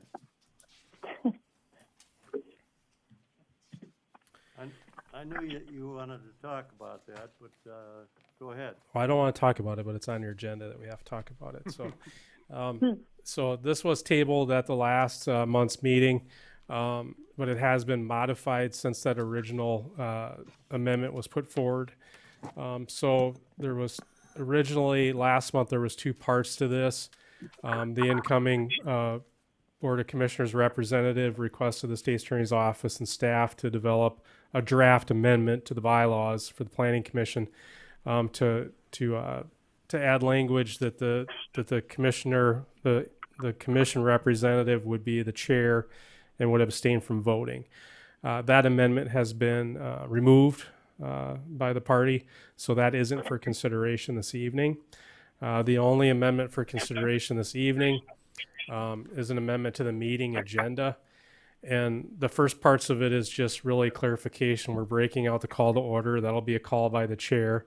And then the roll call vote will just be that to determine if there's a quorum. So that'll be two items. And then just some capitalization on the next two items. And then really changing the wording of public input on non-agenda items. It just kind of, it's the same that we have for the joint jurisdiction language. It's just kind of a simpler language to add on to the agenda. And then move old business to the top. So if we table an item, we would handle that item first and then go into public hearings. And so conduct public hearings, and then again, old business would be moved before public hearings. And then we have an item for open discussion for commission members for issues not on the agenda. And then also report of Lincoln County Board of Commissioners representation if necessary. And so we have those as standing items on the agenda. I've talked to a number of you is that these meetings go quite lengthy. If there's a way we could streamline it, do the public's business and get that taken care of. If there's items that you would like to address, we can add that as new business. You would just contact staff, but we wouldn't have a standing item on the agenda that we would stumble over in the midst of the meetings and things like that. And then new business would really just be there, and then adjournment. So it's really as a part to just streamline the agenda. Not to say I don't mind being here, but I think a lot of the times the public sitting through these lengthy meetings, and we just want to make sure we do their business first and foremost. What do you need, a motion on this? So again, these are the Planning Commission bylaws. They're your operating procedures. These don't go before the Board of County Commissioners. These are strictly yours. So as proposed tonight, you can amend these bylaws if you so choose, or if you want to change them, amend them, or add other things to it. Get the matter on the table, I'd entertain a motion to approve. I'll make a motion to approve, Scott. Is there a second? I'll second it. Elbers. Moved by Scott, seconded by Albers, that we approve the recommended changes. Any discussion? Hearing none, Joan, would you call the roll, please? Commissioner Scott, Yay. Commissioner Ensted, Commissioner Albers, Yay. Commissioner Hogan, Yay. Commissioner Poppins, Abstain. Commissioner Pashby. Yay. Motion passes. Okay, it's still on the old agenda then, is it not? Open discussion for members, county commission members, or excuse me, planning commission members for issues not on the agenda. Anybody have anything for the good of the order? Seeing none, move on to, and we've been waiting for this all evening. I know he's worked hard on it. Even had a dress rehearsal last night, as I understand it. Mr. Poppins, would you give us a report from the Lincoln County Board of Commissioners? Well, thank you for that. I should have read the fine print in the last part of the agenda item, but things are moving along pretty aggressively at the county level. There's a committee working on facility assessment on the courthouse. I think they've held 2 meetings so far. Have not had an update from that as today was a day off for us. But there's a lot of things trying to stay abreast of what's going on out in the state right now. But things are pretty good. The state's in pretty solid economic condition, which has allowed a lot of things to keep going in the state. I will tell you that quite proud of being part of this state. I have a daughter in Los Angeles, California, and that state is in trouble. So commend all of our legislators and leaders of our state to keep us economically going. There's a lot of debate on out there what should be going on or not be going on, but I tell you, economically, we're in a much better situation than much of the other parts of the country. I talked to many leaders and private individuals in the housing market. People are flocking here. We are going to see expanded growth beyond, I think, our belief. And they're coming because it's a good place to live. People are good, solid individuals, and we should be proud of that, every one of us. So, but thank you. Thank you, Mike. Last item on the agenda is election of planning commission officers for the following year. I will tell you that, and this discussion started almost a year ago, sometime in March, as I recall.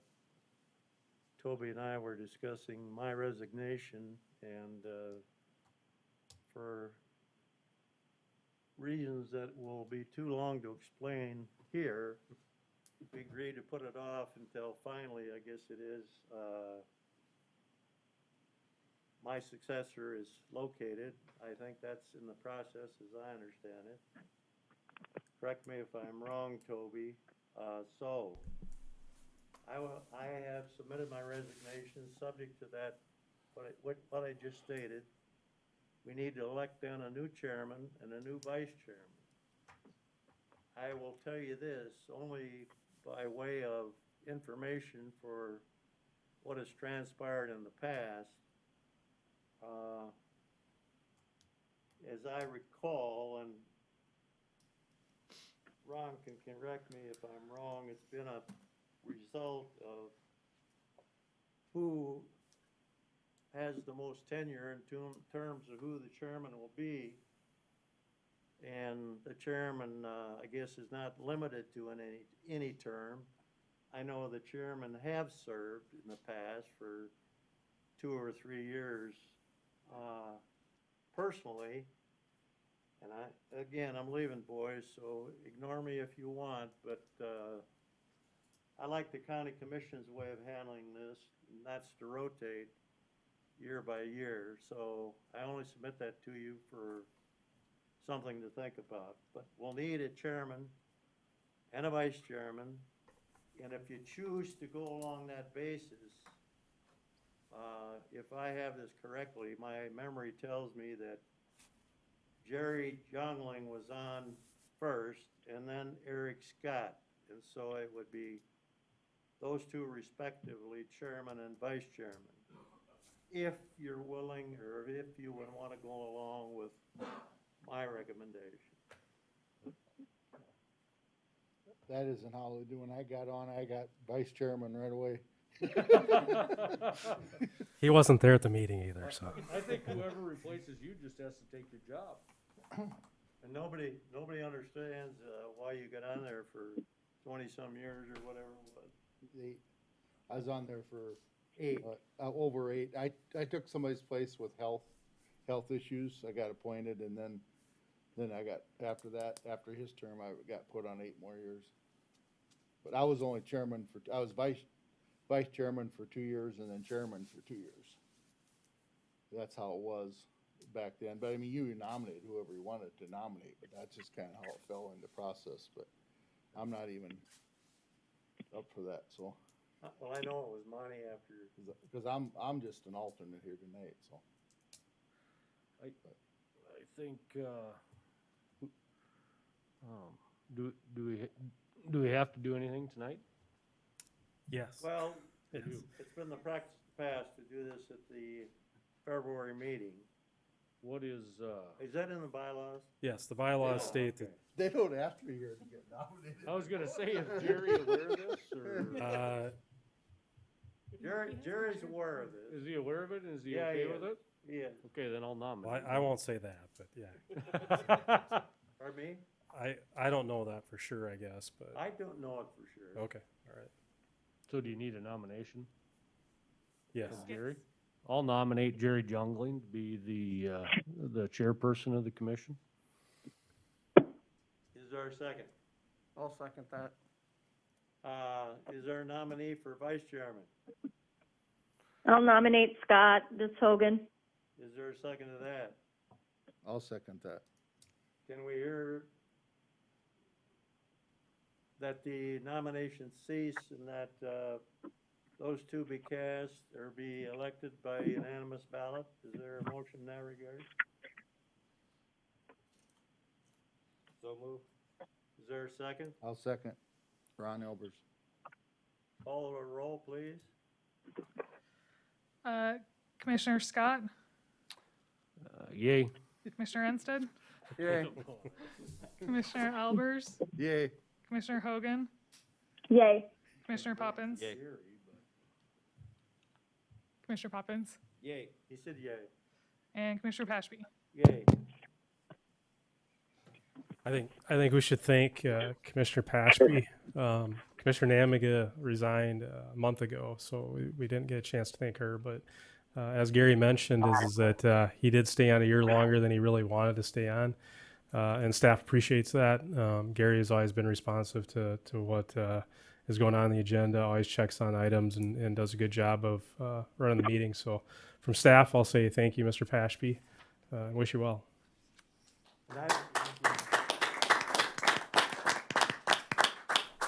Thank you very much. I want you to know that I've appreciated my time on this commission. It's, I retired at the end of 2014, and it's given me something to do and something to keep my brain hopefully working a little bit. I will say this on behalf, or for the staff. Toby, of course, is on the forefront, and everybody knows the time and effort he puts into it, but Joan Doss does not get that much credit, and she does a heck of a lot of work. I know I can, virtually any issue, I can talk to her if Toby's not available, and she needs to be commended as well. So my thanks to the two of you, and I think everybody shares in that.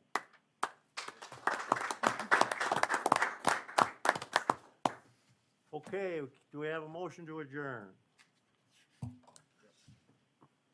I'll do a motion to adjourn, Ms. Hogan. Is there a second? Second, Albers. No discussion? All those in favor say aye. Aye. Aye. We are adjourned.